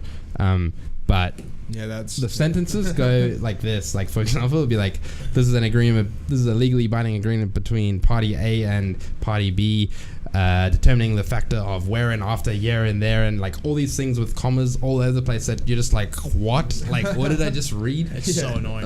So It's crazy. writing a contract like that is hard, where we have an idea of what we're trying to put down, the percentages, the royalties, the copyright, all this stuff, but like you got to write it correctly. You got to make sure it's legally binding as well, and yeah, like actually take it to a lawyer and get them just to check off on it, kind of thing, right? yeah. So Yeah, that's yeah. like that's pretty much what we'll probably do, is just once we finish writing it, which like it's almost done. Have you Um, contacted someone like a legal consultant or something about it? No. Not yet. as yet. We're Are you gonna we do will. that? We will. So that's what I was saying. Like will be, yeah. we're using templates from friend labels that we have. Okay. So it's a standard template, for that. And then once we finish writing up our version, we'll start looking at sending it out to places for approval. But Yeah. right now we Make haven't sure yet. Make sure it's solid. No Yeah. loopholes for either parties type of thing. Yeah. You know, keep Because it everyone has to be happy. solid at the end of the day, otherwise Yeah. people get. We're doing it legit. Like, Yeah, don't worry. The worst But, thing yeah. is like getting stung No. by some loophole or thing you forgot Yeah. Yeah. a couple of years down the We're track. definitely and, make sure we do it right the first time. 'Cause Yeah. Yeah. We're putting a lot of time and effort into it. And then, but the fact that we got contracts from another label helped us like massively, just to even just determine what type of contract we were. Because at first I thought it was like a recording contract, which is what one was called, but that's completely different. So I was like, okay, like there's names for this thing, like Yeah, because I thought it'd just be like one generic kind of thing, and then just in the yeah, nitty-gritty like parts change it. it's so technical, To man. be fair, we probably should have looked at that before announcing a label. Yeah, probably. Just But saying, but it's not the end we're of the there world. now. Yeah. Yeah. It's still gonna get done. Look, so. so like it's like 80% done, and then we just need to go over it and then At the end get of it the day, reviewed. doesn't And really obviously, matter, we're not gonna send it. Sorry, we're not gonna send it to anyone until it's fully- concrete, Yeah, 100%. And it doesn't and we've really- got time. It doesn't matter if we haven't got it done until we want to sign music anyway. So Yeah, so we're fine. we're in a good position. So- Yeah. and Now not- just pull your mic up and speak into the face of the mic, not over the top. Turn it down a little bit. Another thing I was going to ask as well. So it's like with the capacity of how many people you can try and get on your label. Like, would you say you take like a certain amount of entrants per 6 months or per year kind Yeah. of thing? Or? So at the moment, it all just comes down to like funding. How much money are we putting into a certain amount of artists? How much money are we putting into like promotion for each artist for the album? All that kind of stuff. You also got to pay per artist for distribution, for sales, like all this kind of stuff. You know, so what we're looking at now is like maybe for the first year about 10 people like that we're looking at. We've already got a solid like 8 tracks that we're like ready to sign. From Which others? is- though? Yeah, other Yeah. people? Yeah. Yeah, others, and like yeah. 1 or 2 from me. So like And it's a solid all, like, first start. people, which is good. Yeah. We're trying to keep it like very, you know, Local local for as much now. as possible. For now. Do you get much interest internationally or anything like that? Or No, I don't think so, because I don't think our brand is really further than Australia. Yeah. Have you got much interest yet at the moment? No, like yeah. In, So like, that's in what I'm saying. Like general not a or, lot of like, people. international? Has anyone sent you a song? Oh yeah. Yeah. Oh yeah, just yeah, not from 100%. international spots. Yeah. So like, Yeah, already that's what I'm saying. How We- many have you got? That's what I'm saying. We've got like 8 that we're pretty much. We've already got Locked over an down. EP amount. Yeah. Right, okay. So we're looking at like the number of tracks is whatever, but in terms of artists, we're probably not going to do more than 10 this year, because then the fees go up to 20 in terms of distribution and stuff. Okay. So it really depends how much comes in and all that. If we do have to go over 10, then we can. But Yeah. it's just what we're kind of trying to set as a thing for now and Yeah. go from there. Are you guys going to set like kind of things like, because an example was I got told a story about Command Q. I don't know if you guys remember them, but they went over to they got signed by Matt Decent, went over to America. Yeah, Apparently man. it's like they had to make, you know, like big label, big names kind of thing. You have to make a certain amount of music over a specific period of time. Yeah. Are you guys going to do something No, similar? no. No. it's This just is free for all no, but whenever. see, so that's a different contract. We're doing just the song. So it's just completely different. We're not. contract. Yeah. We're not Yeah. signing Yeah. the Yeah. artist. We're not signing. Yeah, we're not We're signing signing an the artist. song. Oh We're yeah, signing yeah, a just song. signing the tracks. Yeah. People like Mad Decent signed like Yeah, like Confessions or something. They'll sign an individual song rather than an artist. Yeah. Yeah. So and it's a lot simpler that way. But when you're doing artists and that kind of stuff, maybe that's later down the track if everything works out, hopefully. But that's long down That's the track. definitely For now like it's- for bigger. Yeah, like because you labels. got to have the funding to do that. Because that Exactly, yeah. covers promo for every single artist you have, marketing, like tour bookings, flights, like all this type of stuff that gets involved into that, and that's like way out of our. Are you guys reach going to right now. set a limit for how many like songs you're going to release this year, or are you just saying because you said you're going to do the EP, like, and you're going to do an album later as well? No. Well, it's either it's looking more of like an album, Yeah, right now than an EP definitely is what is. we're trying to say. What is the definition EP? Isn't it something that's isn't it like under 60 minutes or something? Honestly, look it not up. too sure. It's generally around like 6 songs, isn't it? Yeah, I Yeah. think the 9 or cutoff is like 5 to 6 songs. Yeah. Because I For always an thought it was EP? time period For an kind of EP. thing. Well, it could be, but I think nowadays, you know, people tend to have like certain things. Extended play. So that's where Extended Play gets his name from. Yeah. Shout out to Andy Carpenter. It contains more tracks than a single. He's doing a takeover Great. stream soon. So true. Okay. That's pretty but it's cool. usually unqualified as That'd an be really LP, cool. so it's Just long come. play. Yeah. No, 100%. I'd love to hang out with Andy. So an again. album's the same as an LP, like Yeah. yeah. So EP is just So- shorter than an album. Yeah. Yeah, An album can essentially. be. Can vary But a you lot, could obviously. you could also have an EP with 2 tracks. Yeah. You know, which we're not going to do. But Yeah. some people do that, like artists and stuff. And a lot of artists do that because like maybe they want to express like a certain idea, so they'll just keep it to like 2 or 3 tracks, and that whole EP is just that same kind of idea. And then maybe the rest of their songs are different, so they do it like that. Yeah. But that yeah. makes sense though as well, because if you're going to try and keep to that dark, ominous Am kind I of vibe. putting 2 and 2 together here with this? With, with Lucky. Lockie? Lockie's releasing an EP. Ah. Sweet. Bring in the madness. You First guys I've are heard releasing about an EP too. No. What kind of music you're releasing, He Lucky? plays his dubstep and rhythm. Oh yeah, yeah. You can get out of here. Dubstep, good. We're already over like 6 tracks. We're already looking at like 8, and then there's more coming in that we're looking at. So yeah, Yeah. But it's we're always definitely. open to more though as well. Oh yeah. What's that? We're always open for more. Yeah, Always, Tracks. Yeah. always. Yeah. So we can So- always release it yeah. further down the line as well. And then so that's the other thing is like we've got that, the album. I've got like 2 singles ready to go as well. So I don't know if we're gonna do that one of them before or after the album. We're just waiting to find out with the other artists that I'm collabing with, and then I've also got my own EP that I want to do. So I might release that later.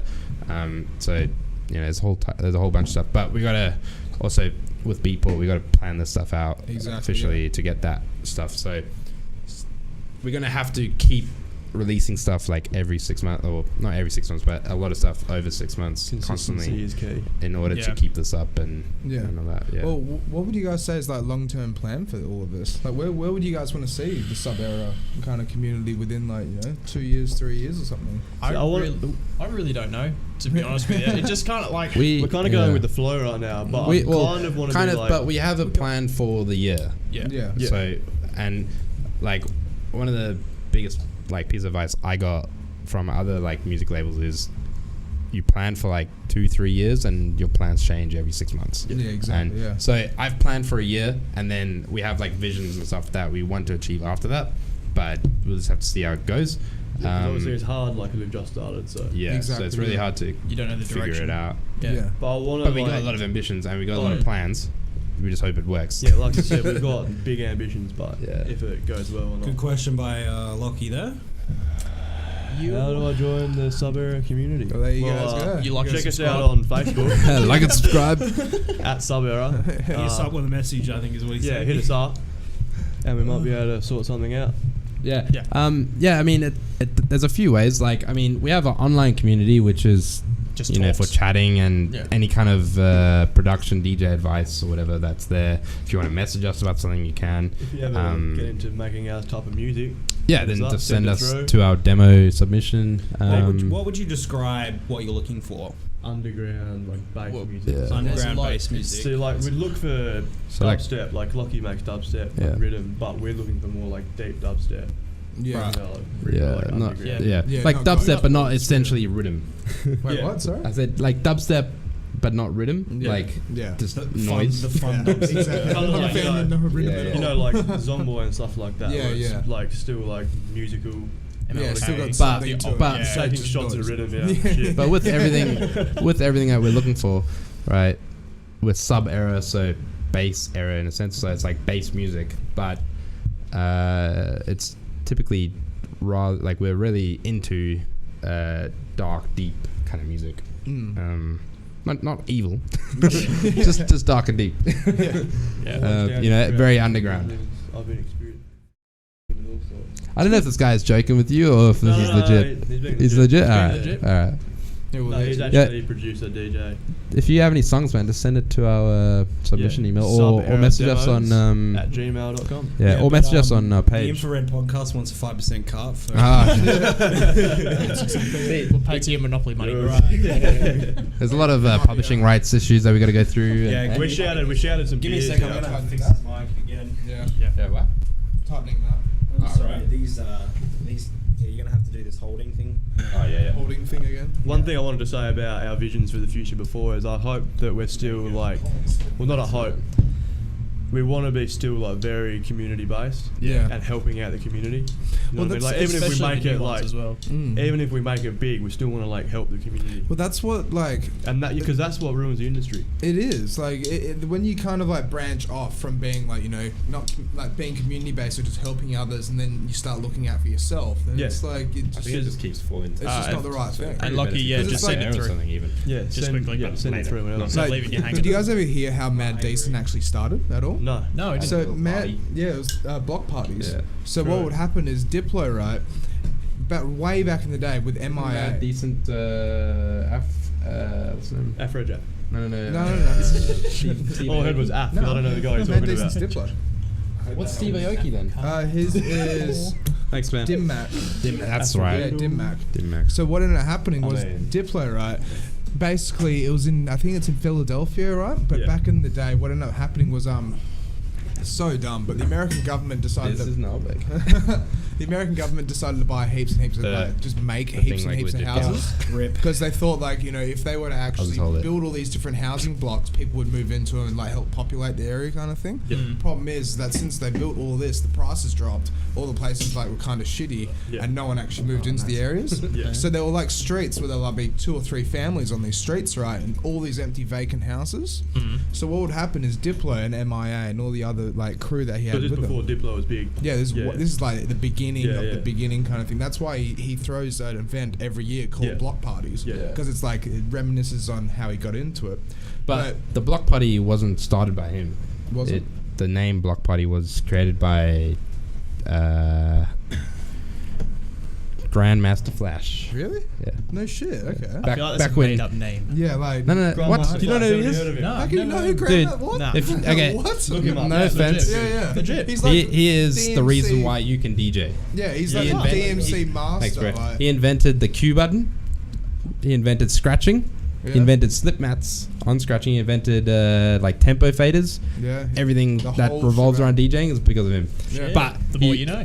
He you should check it out on Netflix. There's a whole documentary. There's him and Cuba and all these other dudes threw a thing called Block Party, which was just underground hip hop at the time. Yeah. And then obviously Mad Decent does their own version of it. Yeah. But yeah. 'cause Lockie, what- just message me real quick and I'll send it too. So yeah, what ended up happening was Diplo would actually go to these streets where there's 2 or 3 families living on them, and he'd just go up and say, okay, well, we're going to run a community-based event. Yeah. And, you got your family can come out and party with us and this and that. Yeah. But we just want to try and because obviously with here we've got noise regulations and everything just like everywhere else. Yeah. But since you've only got 2 families living on this big ass street, 30 houses on it or whatever, he would just go, okay, let's just have a party on the street, and all he has to do is ask 2 families, gets the okay from them. They get free drinks and free entry or whatever whatever else kind of thing. Yeah. And he just throw massive parties because Nice. the cops can't shut him down. Yeah, because they got permission. Yeah, they got permission, and the Shire's okay with it and this and that, and it's a community-based thing. Yeah. I can't remember, there was a doco thing I was watching forever ago, but he'd even get petting zoos and stuff in, just so it's Just a legit, fun so it makes activity. it look more legit. Like so a it's family kind of thing. Yeah. That's Yeah. actually Right. that's sick. and then from there, I just dig he that. got I bet the family's just hell dig hip hop. That's it, Yeah. Like, yo, my little girl Sue, she digs hip hop. So yeah. So, that's how Mad Decent kind of started. Seen the video Yeah. of that parrot DJing? That's where that originated. Oh, Block yeah. parties with the Yeah, petting block zoos. parties. Yeah, parody DJing. Yeah, so we want to run our own events eventually, but probably after the album. Yeah. We're already running small events, which is the live streams, Yeah. and they're private. But yeah, we want to take that and make that into a public thing. So me and Mitch were considering doing that a while Yeah. ago, but there's a bit to it. Oh yeah. But then it's also There you is got to a make lot. sure you have the money for the deposit and stuff like that, because it's Yeah, well, yeah. We're still trying to suss it out. yeah. The How problem you- was I was calling up places, events, spaces, and asking them, and I would just start with I just want to hold essentially there's going to be a DJ, GJs, and a bunch of people, maybe some food, that Who kind of said stuff. GJ? DJs. I thought you said I thought I GJ. heard I was like, that's something I don't know. Yeah, GJs. Haven't you heard of it? Yeah. Come on, Josh, get up to date. They've been around for 10 years now. But as soon as they find out that you're going to be playing EDM music, then the deposit goes up tenfold. Yeah, true. Because then They were like, I think we you want a also- $300 deposit, literally $3,000 deposit when they the found risk out of it's EDM. stuff getting trashed when EDM's getting Yeah, played is basically. that much higher. Yeah. I think You gotta hold a I rhythm think of you it. got It's to ridiculous. you got to pick a venue that also likes that kind of stuff there as well. You know, that's why a lot of underground stuff's held at Sewing Room, because that's like what they're trying to be. Yeah. Yeah, so it's probably a lot cheaper of a deposit. But it also depends how what the deal is. Like maybe they're not doing a deposit. Maybe places want to do like a ticket percentage or just beer sales or you know whatever. So yeah, we need to look into that. But we're focusing on that album for now, and the live streams. Yeah. I'm worrying about that kind of later on in the way. But we have some pretty big live streams coming up in just until April. It's gonna be massive. So yeah. I just snuck one to you before, but yeah. Keep an eye out. but we've that's for got a bigger one in April that we're very stoked about. Obviously we're not. Obviously, it's going to coincide with the launch of the EP. No, we'll do our own one for that. So it will most likely the EP will be late April or something, depending on whatever. But it's subject to change, right? yeah, so we'll just see how it all goes. But we'll definitely do like a launch stream for everyone that's on the EP or the album or whatever. But yeah, I think you brought it up before, something about recording, and like something to do with the live streams. But one thing we want to do is when we run events. I think you did. Yeah, we did. When we run events, we want to record them so we can like upload them at a later date. Yeah. Yep. Like a boiler room thing. Like boiler room. But I think if we did that kind of thing, I don't think it'll be live. No. We'll That's still what, do our yeah. live streams, Hit me like up. monthly. I can get it done live. No, I don't want to That's do it what we live. don't want, I because don't then wanna do it people will live. be like, oh, we don't have to go because we Yeah. watch it live. You You know what I mean? So But I mean, and besides that, I want to, like, we have the camera and everything that we want, or the cameras and lighting and everything that we need. So we want to do the filming of that a lot more professionally than a live stream can do. Yeah, like different angles. Like that's what I'm photos saying. Hit angles. me up. Yeah. Yeah. You know. Well, you just said live stream, so I was like, I have a diploma in film and television. I've done a bunch of Sick. movies Sweet. and stuff like that. So Definitely cool. keep that in mind. Yeah, sweet. but yeah. So we're trying to we don't want to like live stream it, because then what's the point of coming to the event? Like, you know. And it's well, I kinda mean, like- they live stream. I think you definitely. yeah, could've- Gregor, he'll be there. Craig's headline next set. Oh, 100%. You know what? To be honest, All right, Craig, you've sold me. if he plays anything that's not influenced by Phil, which you know Phil, Yeah. then I'll take it, because a lot of his music Oh, is what's influenced by Phil. what's good? Tech 9 on repeat, but some bangers as well. Nah, that's like 2008 rap kind of stuff. Yeah. I was joking.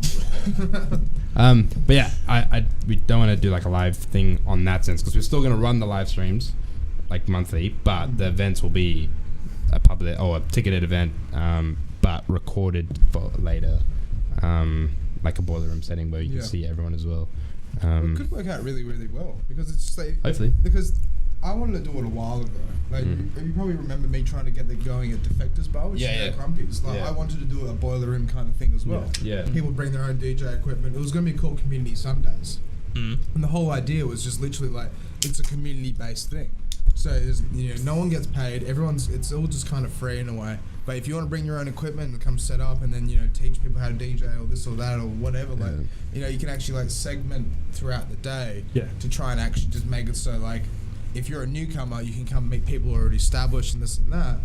But it just never ended up happening because fucking management. Life. The Life fucking quickly, management. We use Nexus 2000s, four of them, and then a 900 mixer. 900. 900 Yeah. mixer, yeah. So Yeah. 4. And just some 6 speaker boys. Yeah. Yes. On the side, very loud. Very. Remember It's the that sub loudest. that was, remember the sub that was there? The size of this table. Yeah, Oh. it's crazy. It's What, huge. size of this? Yeah. Yeah. And the size of the DJ table Oh, the DJ that we had, table. which is bigger than this table. It was But what, huge. is it like massive. running 30 inches or something like that, or 24s or something? I don't know, Yeah, no idea. but it was massive. Normally we have the speaker and then one sub and one, but this is just like one big one. So Yeah. it's kind of interesting.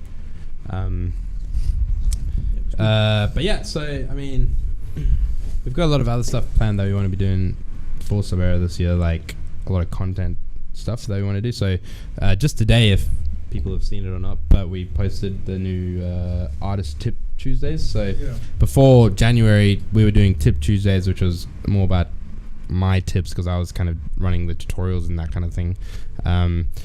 But I wanted to change it up. I was kind of sick of it, and so keep the community vibe and stuff as well. So I decided we're gonna still do the tip thing, but also keep it in a community fashion where we get to feature. I don't know what that's where we keep the just trying to Looking that way, ignore man. it. yeah. Because I'm on the other side. Like, I'm Yeah. There we go. native instruments. And Tuesday. this guy's No, so if you go to our page, so That's- those are old ones. Yeah, I don't click know, on Yeah. the Sub-Era. I don't know why it's still up, to be quite honest. I just clicked on Sub-Era No, it's all and good. looked at the top Yeah. photos and saw Tip Tuesdays. So Look at just that ugly dude on the scroll right. down. So we posted earlier today. Hey, look, there we are. Yeah. So keep going.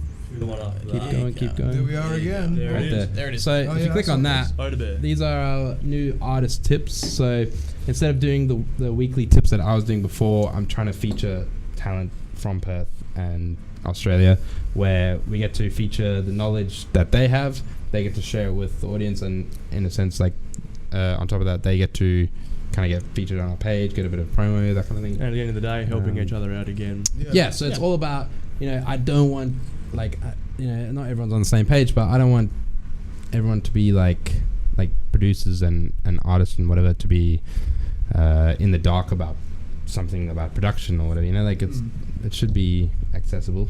Yeah. And that's what it's all about. So we started this new thing where we're doing artist tips every Tuesday, but we're featuring an artist and they're going to give their personal tip that they like and they use daily. Is that because you were running out of tips to be able to post? Yep. Dude, Straight up. Straight up. Not gonna lie. I ran tips for 2 years. Yeah. I'm done. I'm out. out. I am out of tips. Like, you can do shortcuts and stuff like that, keyboard shortcuts. That's and not a stuff. tip. That Like, tip of the no. day. See, the other thing is, Control Z. there was a lot of pages like Sub-Era that did stuff like that, and it was just Control Z to go back. Like, that's not a tip. I wanted a proper tip that would give you some actual insight and stuff. So yeah. But yes, I was running out of ideas. But I run out of ideas every week, and I came up with new ones every week. So that wasn't why I did it. Not really. The reason why was because I wanted to start featuring some people. I wanted it to be less about education and more about artists. Yeah. And that's why I did it. So we're still it's a good thing though. yeah, so we're still keeping that same kind of educational thing in a sense, but not like before where it's like an academy or whatever. It's more just a lot more free and open and stuff. Yeah. So the other thing that we're going to be doing is like song breakdowns from artists. So So like getting the actual like DAW file and then just breaking it down. so we'll go to like their house and record them like doing like a breakdown of the Obviously, track or with whatever. their permission, we'll go to their house. Oh yeah. Just go there. What are you doing in my house? We'll be like, hey, I'm here to watch you make music. So Sit. Make music. You're We- on film. Yeah, it's film. Talk. Yeah, So you're live. I want to do stuff like that where it's educational as well, but it's not essentially based around education. It's based around the artist and just having fun, like learning a bit, and it's just based around music, really, and that's what the point of it is. So we're probably only just starting to look into that this month, if not next month, to start getting some song breakdowns recorded and uploaded once a month. Because it's like I think it's called On the Clock. I think it is. You mean Where it's like fact and stuff. yeah, it's like they got Flux Pavilion in for it. And it's like you have like 10 minutes, Yeah, or 15 minutes to make a Fact song. Fact I've seen Magazine that. do Yeah, that. yeah. That's Yeah. really cool. It's cool. Good, yeah. But they do like you create something on the spot. Yeah. We want to do like Like, it's already if you've already released something that's done well, whatever. yeah. Show us what you did. Like, share a bit of knowledge on how you did things for people that are new. Because then it's like you can actually get their perspective. Because one thing as well, it's like when you make music, it's like you're in a certain mindset when you make that song kind of thing. You might be feeling down in the dumps. That's why you make a down in the dumps song. Or you might be fully energetic. 3 Red Bulls down or whatever. Yeah. It's like like this is a great. I'm track ready to kind of produce thing. right now. What are you producing? But then, Put a laptop in front of this boy. some pure energy. but then it'd be good though, because then if you actually go to their place or see their studio, and it's like, oh, I like to have my my MIDI keyboard here. Yeah, And the so way I've got it all set up. I think and this is how I do it. I think like it'll be almost like a a Insight small into- interview Yeah. and a song breakdown in a sense. Yeah. So I'm thinking like 10-minute videos max. Yeah. You know, but like once a month of just But it'd something be like good that. though, because it's an insight into like other Yeah. people's, production labs. Basically, it's just Mm. like how they actually go about doing things. It'd be good. Exactly, man. Really, Yeah. really good. So we haven't I'm even sure people considered get it around yet. that as well. But I'm sure people get around that idea. Yeah, as well. oh, 100%, man. Yeah. Yeah. I saw like Red Bull did a thing like that on YouTube. Yeah, they still doing it. Yeah. Remix Lab or something. I don't know what it's called. Yeah, Yeah, which is so weird that Red Bull's doing that. yeah, I But reckon. But Red Bull can do whatever they want. they host some of the Yeah. biggest events in the Get world. sponsored by Red Bull, free Red Bull Yeah. all the time. Yep. All the time. We- Fridge I would is die. Yeah, same. We were I sponsored almost by. die with not the sponsorship. So, I used to be part of EMAS at Curtin. yeah, And one year we were sponsored by V, and it was just always V. Yeah, yeah. You're sponsored by V. Yeah. Sweet. And I think we were sponsored by V for a couple of years actually, because I remember one of the old members, one of the old members of EMAS had like a back collection of V, Yeah. and was one day like, I'm moving house, I need to get rid of all this V. Someone come and get it, and I just thought, okay, yeah, I'll just he live down the road, I'll go pop over and like I don't know, get a case of V or something, like 4 cans. I get there and he's literally got half a shed full of 24 packs of Vs. Why? And he's just like, you know what, take 10. So I fill my boot up with V Why? cans. Like, why did he have it? This is just what V gives away. Yeah. He How was does he work for them? he was the liaison thief. between EMAS and The V. rep kind of He's the rep, yeah. And this he's is the why I rep. still can't sleep. So is to that this why day. 7-Eleven never stocks the damn beef? That guy's got it. And they just shipped him truckloads of V. I used to be pretty addicted to like Red Bull and V and all that. Yeah. It's just not good for you though. Like, No. Nah, man. That's Like like- especially DJing and stuff. Like Yeah. you think, oh, like I'll just have like 1 or 2 while you're DJing, but you DJ like 4 nights a week, like Yeah. you know. But But you should like even like on a night at the brass, like me Yeah. and Josh do Sunday quite often. It'll be fucking. I don't alright, actually plow find them through. very good for energy. I feel like you drink them and Yeah. you Dude, get like I've a gone high to for a 10 point, minutes. but I just find myself sipping every time I DJ, Yeah, like, yeah. all the time. 'Cause I So wanna be yeah, it doing just something. goes. It's like crazy. Yeah. If I'm not mixing, this it's weird to just be doesn't standing give there. me any Yeah. energy Yeah. or wings. It just keeps me entertained while But I yeah, drink it. I've got That's to the really point it. where I it doesn't do to anything. be honest, for I me. drink it because it tastes kind of nice. Yeah. That's it. Doesn't do But- anything for me. Depends So on- I was so bad with Red Bull and stuff, and coffee and caffeine that like I was drinking like not even a joke. Like when I finished school, did uni and stuff, I was drinking about 10 coffees a day Shit. and like 3 Red Bulls a day Fuck. with sugar and all that. And I legit I had a subscription to get not Red Bulls but like a knockoff brand like of just shitty What, things. like delivered to your door every Yeah, month? so I like not because I was so addicted, but I was like, I'm gonna save me some money, man. Like, so I got like these like things delivered, and it was like a carton of like 60 a month or something, and yeah, it was good. But my doctor was like, yeah, you're gonna die. So I was like, Yeah, you "Alright." Ah, fair enough. Suppose I'll cut back a bit. I was like, that's how you get the wings. You Well, become see, an my next angel. question. My next You get a question. halo as well. yeah, that's it. I didn't my- tell you about the halo. Yeah. My Well, next. yep. Sorry, you ever look at the adverts? They always have a halo. Legit. Do they actually? Yeah. Yeah, they do. Yeah. Wings and a halo. See, That's how you get it. You die. they're literally telling you that you die. And it says on every can, never drink more than like 1 a day. Rip. Are you guessing or did What, you read it? One big one or I've read one it small one? many things, many I think times. it's one small one. Jesus. So why do they sell big ones? Yeah, that's it. Usage 2 cans max daily. Oh, 2. yeah. There you go. That's one big one, pretty That's much. weak. Those are rookie numbers. We cut you off. Give me my 20, the 60 pack. Oh, the moment is long past now. So Sorry, man. Yeah, No, it's fine. just had to make the joke. If you get to know me, I'll always take the opportunity to make a joke. you can't get a word in. What? Yeah. So I'm you trying guys- to mix a song at the brass, and Josh is trying to tell me jokes. Yeah, I'm like, dude, I'm trying to well, concentrate. okay. I don't want to hear you jokes. Legit, he'll, I- he'll, like, yeah. I'll be mixing and he'll put his phone over like this. Be like, look. I'm working. Dude, ask anyone like Craig, Phil, and Brian that are on here. They'll know. And these guys, if I get bored DJing, like, because you're playing the same flipping shit like for hours, and like they'll take over saying, my brain just goes into joke mode, and I'll write jokes in my head, and I'll like jot them down. You know what he's done to me before? I've been queuing a song with my headphones and he's unplugged the headphones and plugged them into his phone to play a meme to me. Why don't we go around the table? To me, I just look at you, be like, "What are you doing?" But the meme was worth it. It was that good. It was a good meme. Good name. Right, as long as it's a good name. Stuff the mix. Right, so we'll cut you off twice now. What were you going to say, Mitch? Sorry, bro. Again, the moment has passed. Oh, the moment's gone. Nah, this I was moment's pulling a yeah. Josh and writing jokes in my own head. Yeah. I was just going to say, let's go around the table and all just get it all out on the table. What the most annoying part of Josh is. Where do we start? Yeah, I was about to say, it's pretty hard. Look, to my narrow it annoy- down to one each. my like biggest thing that I hate about myself. It's just don't me. hate myself. Can I just chuck my body on the table? I am the biggest thing. So I love me. I noticed that you're wearing a Sub-Era shirt as well.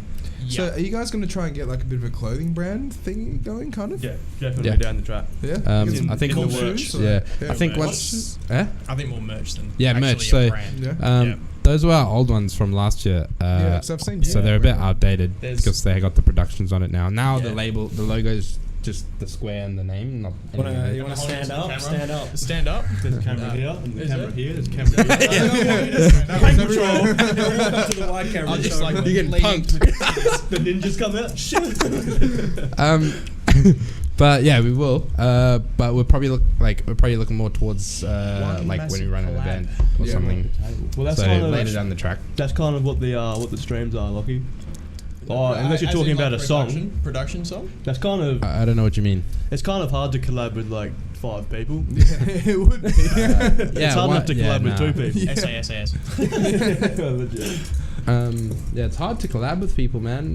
We're talking Unless about you're in a that on the band. way Yeah, here we as were. well.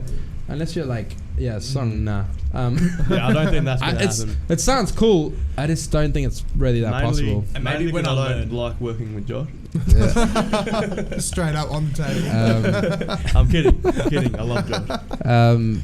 No, I think like anything more than like 3 people on one song's a mess. Even Yeah. I mean, unless you're a band, that's different. Oh yeah, But- but we'll talk about it on the Yeah. way. Like it's weird in a studio, even with 2 people. Yeah, 'cause- yeah. Ugh, Yeah, I you don't know. Like, Like you it's hand the like- keyboard to the next person. It doesn't like electronic music. It just doesn't make a lot of sense to me. Like me and a mate are meeting up later this week, and I'm like kind of curious on how it's going to go in terms of collabs and stuff. But most of my collab progress or whatever the word is like I'll make like an idea or they'll make an idea, and then you send it with the files and everything to each other. Yeah. And that's like a very common way of electronic music being collabed. But if you're getting into studios and stuff, it's just like, what do you do? Like, because Someone like just to sits me, back. like when I sit and produce a song, I've got my keyboard and the production and all the synths and everything. But like, it's a very antisocial area. Yeah. Like just wanna that's be me. in your own zone. I do it my way. Yeah. You know, like Because you can I get often thrown take off easy. yeah, Yeah, and 100%. I often take hours to days before I get something good. Yeah. So like I can't like I won't sit there and just be like, "Ooh," like got something Yeah. sick going on. Like it'll take a while for that to form into an idea. manifest And actually, yeah. You know, and then once the idea's there, then it's sick. But see, then it's that's- fucking I'm sick. just Like, going to nod and agree like I know what's happening. But see, that's one thing where I've noticed though, where it's like recently, where it's like people actually make a song right, but then they'll just like throw a big name on it to help promote them, kind of thing. yeah, you Like, could do or- that. Yeah. Yeah, or like they'll. I mean, you need permission, but yeah. Yeah, well, Yeah, it's like, yeah, of course. you my need first song, I'll be permission. like, yeah, sub filler. Yeah, So- filler featuring lyrics. What are you talking so- about? I didn't upload it. What a lot of artists do is that, right? Where they'll actually make a track, especially if you're, let's say you're Salvatore Ganacci, that new guy that's Yeah. just a joke, but he releases music and people love him. He's on Skrillex's label. He released a song recently with Skrillex, right? This is by the way, this isn't like a factual thing. I'm just making up something like as a proof point. But So he did let's just release like, no, he did. But Yeah, that was like- but my point is like, what could have happened? I'm not saying it did, but what could have happened is like, you could go to someone big like Skrillex, just start out and be like, I've made this track. Do you want to collab? The options are, someone like him could be like, yes, it's a sick track, I want to do it, or no, fuck off, or it's so sick, it's good, but I don't want to do any work on it because I'm busy. Yeah. So you pay me and I'll put my name in it, Exactly. and you yeah. get the press. And promo from that. Yeah. And I'm not saying that happened with them, but I know a lot of happens artists that do everywhere. that. Yeah, a lot of people do that, and a lot And of it people costs don't. a fuckload. Yeah, but it's just ghost producing as well. Like Yeah, a in a lot of sense. big names these days don't even really make their own music because they're always on the road.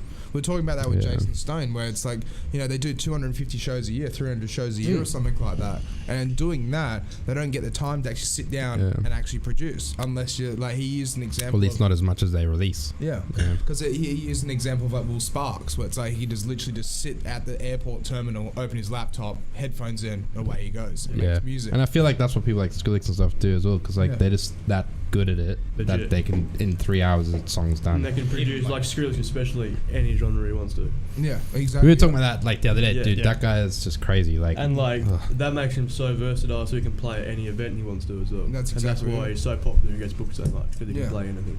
But yeah, there's a- thanks. So We're lucky we probably won't he's- listen we're to not it gonna now. play it on the stream, Because it would sound but shitty through this mic.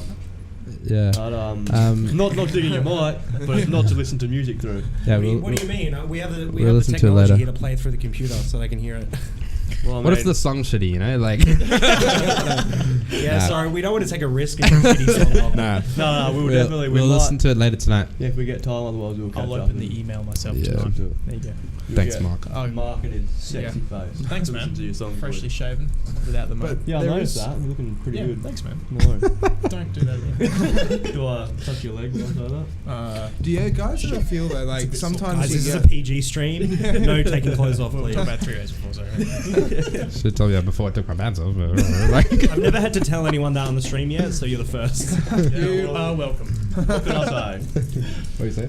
But yeah, do you guys ever feel as well that sometimes like people in the industry that's like that in the local industry like Perth and stuff like that, like Josh will probably have a bit of a better perspective, but people will just kind of just sit on the couch and collab kind of thing. They don't have really much input. They just kind of just let someone else do it. Yeah, I and think. then they just kind of just jump on the credits.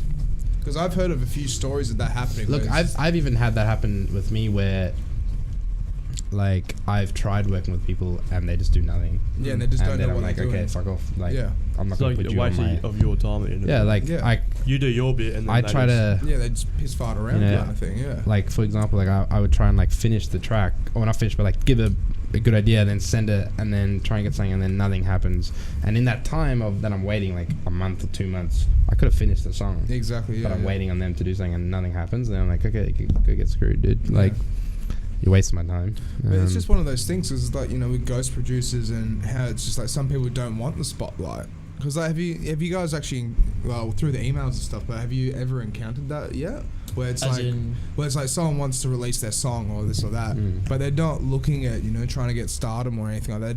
They're just trying to push it out there so it can be on the internet. We've had people like send in songs that are already released. Oh really? But so Typically- they're already on the label, on different which we labels. obviously can't do. we even had Yeah. we even had Yeah. someone send us one that was already way past just released. It was promoed, put onto Spotify, distributed, like all that. That's way Yeah. too late. Yeah, like we Yeah. definitely can't do anything with that. Yeah, And but you're wouldn't just they, you're like you said, trying to build their name up. wouldn't they kind of realize that though? It's like, hey, I'm already I don't signed know. to a label, but I'm just gonna send it to this label as well. They can. help No, I me don't out. think it would be signed. Like No, that guy that no, would. no, talk that is like- probably It's like a released it. self-promote type yeah, of thing. yeah. You Yeah. don't have to Yeah. be on a label to get on Spotify. Oh, so then Yeah. if they've already released it on Spotify, then they can't really take it down and then No. give None it of to it's you guys. had that publicity. Okay. Like we've had one that was on SoundCloud released, and we just told him like take it down, and we might be able to do something with It it. had low Yeah. views and everything, so it wasn't really a big deal, but it was kind of like that. We just prefer Yeah. to Yeah. not have like a bad or not any kind of idea of the song before we get to promote it our way and do our own thing, and you know Yeah. it can affect the way that song. Yeah, actually like goes public Yeah. kind of thing, and So- actually gets promoted. Yeah. But yeah. Yeah. Oof. Well, we've got 12 minutes left. Sick. 12 minutes. Should we plug? Well, what else can we like plug for you guys? Like you can plug your page a bit, your music if you want, Josh. Look, Oh, I mean, we're yeah. not going to play Lachlan's music. We can play your music. If you want. Well, should we Um, actually give Lachlan a go? Yeah. Well, you got spare time. I think he sent it to their email though, so Yeah. Yeah. We'll do it later. We'll do it later. I'd rather do it like privately. Yeah, because we Just don't in want case. to It's a bit of a pre-release the risk. song before it's signed to the label. that's Yeah, like true, no offense, but like it's a bit of a risk in case it's not like our style. And We yeah, reject you. We don't to a live want audience. like publicise the song before we even sign it if we sign it either. So I'm Yeah. sure it's great. Yeah. Yes. yeah, Nah, sure, I'm keen to I've see heard it. your music before and it's good. I'm so. keen to see it. I just Yeah, it's just not. On we don't want it to be public. Yeah. You know. Yeah. Just in So I'll case. be like, this is fucking shit, and He's kidding. He won't do they will that. type it like, this is great, guys. Thanks. Nah. Yeah. So have you keen ever though. thought about maybe like with Sub-Aero trying to teach people how to DJ and stuff? Because you said you want to try and stray a little bit away from the education side. Yeah, towards well, the I already artist side. did that. The DJ and production side of it. Yeah, Um, because I knew you did the production side and stuff. The DJ thing just wasn't ever popular, so I just stopped it. Did you two learn Stand up routine from Josh. Here we go. Not, You got a lot of material's jokes not now. ready. You showed me those I mean, I'm jokes. keen. Hey, we can do that. this isn't the comedy show. This is Do Sub-Aero. 10 minutes of Josh's stand up. Josh. I'll give you one joke. Yeah, go on. All right, yeah, Off come you on. go. Give us your This is best the only joke. one that I like. That Dirty. nah, this is the only one that I did that I was like, Proud of. I'm like happy with it. Like, and everyone laughed. So it was Big Let's call. just not laugh. it was Kim straight face challenge. yeah, a dark joke, but it was like it was like, how do you go? It says I was in a coma for 8 years, and they say that you can hear everything while you're in a coma. So the only things I remembered was some things that my mom said, and she kept mentioning her favorite vacuum for some reason. All I remember was Dyson. And that's it. That's one of the ones he said to me while I was trying to DJ. And it made me laugh. That's not bad.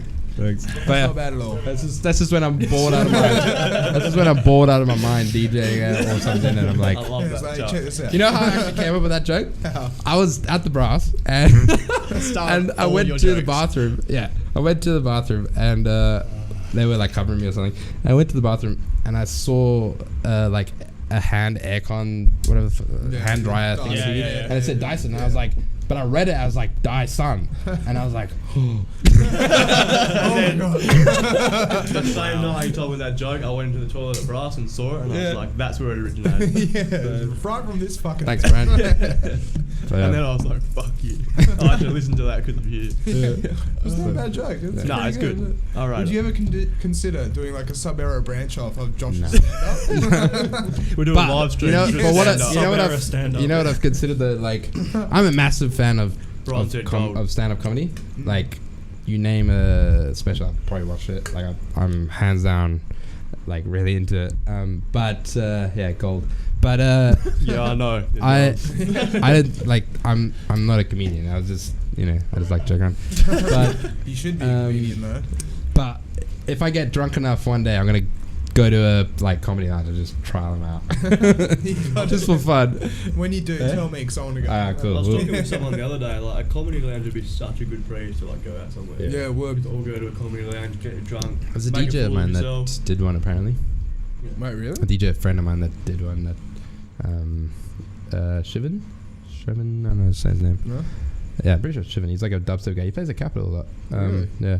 But I saw him I post a might thing know that he him. did like a set at like a comedy thing in Melbourne or something. No, real. Just like for fun or something. But yeah, it's kind of What? funny. Are you gonna say something? No. Do No. you want to say anything? I'm just chilling. Just chilling. I'm just looking through all my sound effects to make sure I've got my finger on the right button. If you don't have the then you're not a DJ. I DJ'd once on a boat party. I told you guys as well, and where there was this DJ that played like after me. This was years ago, like 8 years ago, and I was still kind of starting out. And this guy rocked up to DJ. Everyone had like a proper setup and all that stuff.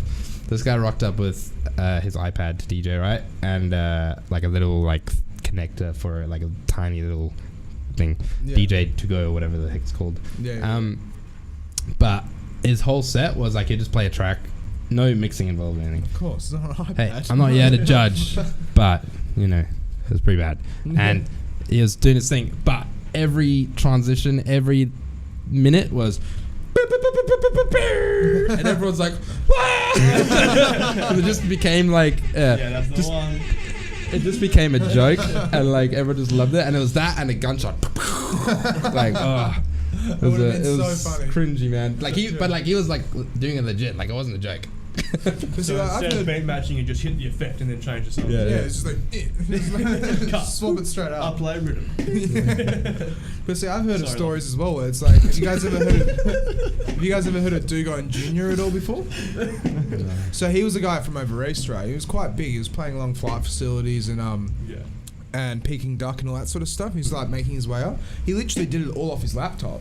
Yeah. And he actually mixed really well. He's using old school Tractor, so Tractor Pro, not even Tractor Pro 2 or Pro 3, right? And he literally just have an aux cable in. He's up there at Capitol on top of the CDJs, right? In Capital. In At Capitol. Capitol. I Damn. watched his whole Not set. even using the CDJs. Not using a single CDJ. Damn. Just like he puts his effects, like puts the mixer up, right, Yeah, on yeah. his channel, and then everything off the laptop, all Yeah. keys, like key mapping.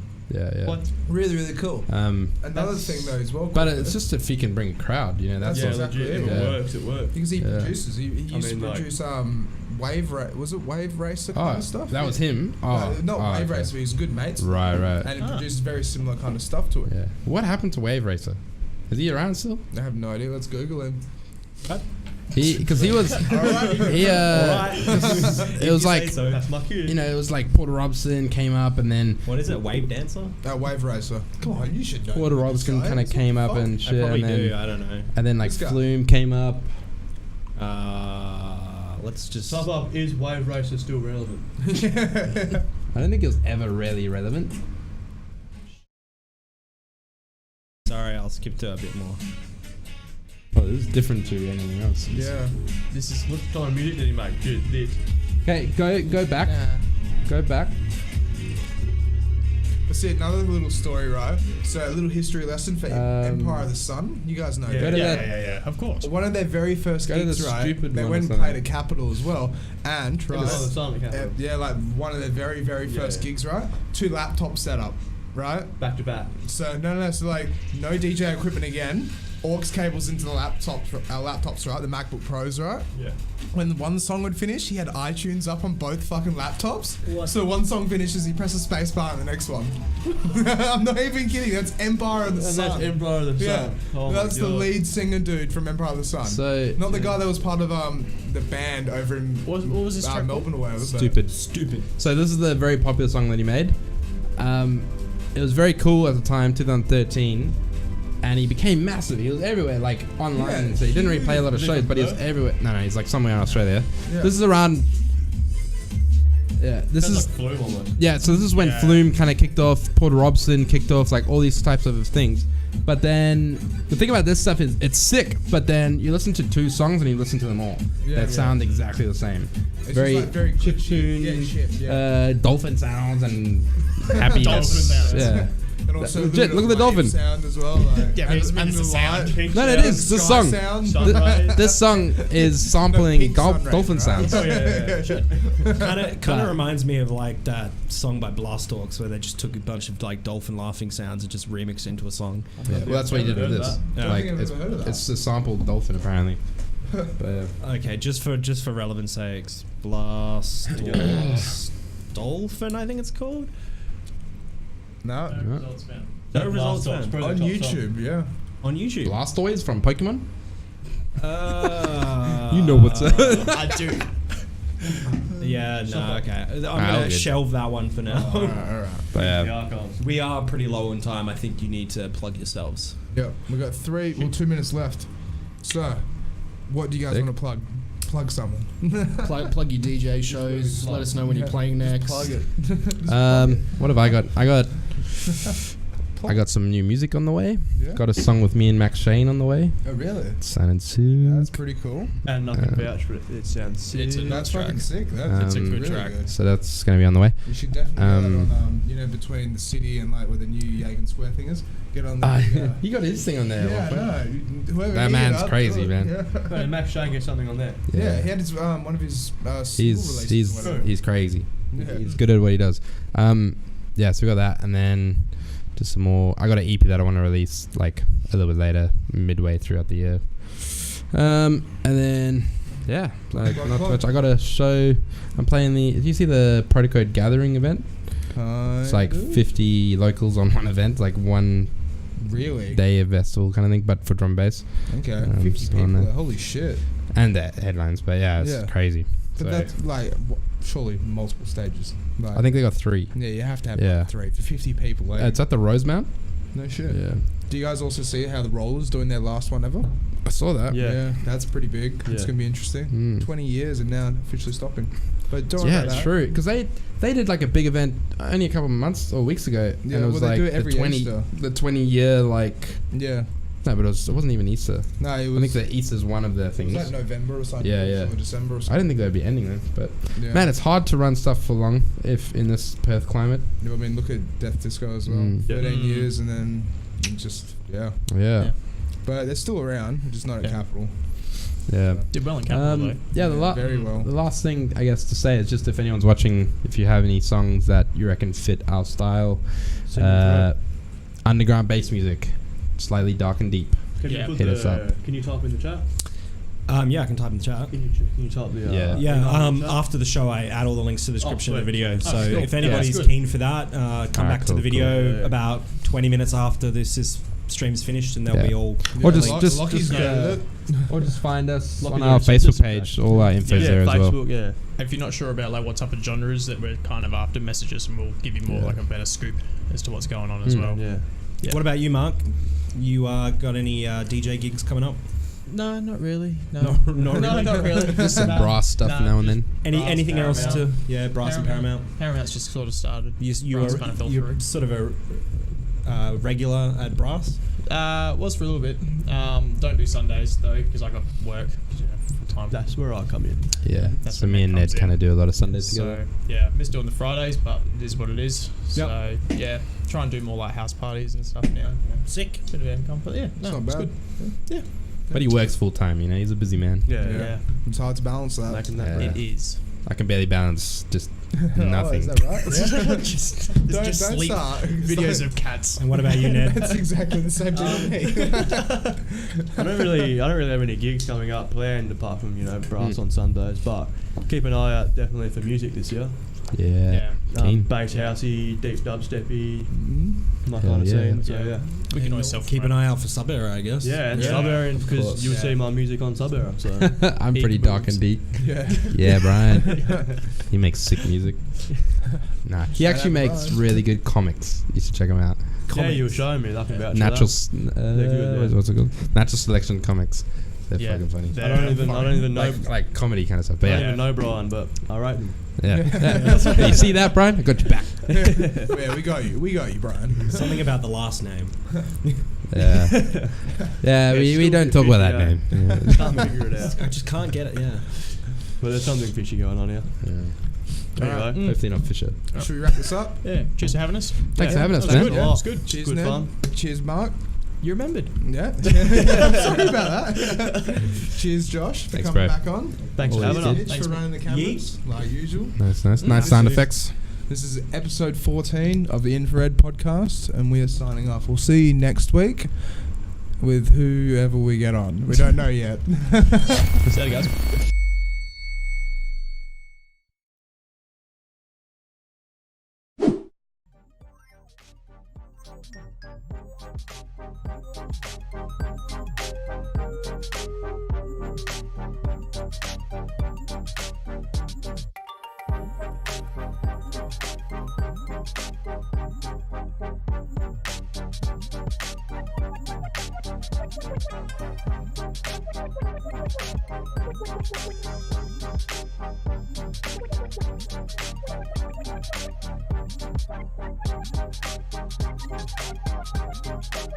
Thank you.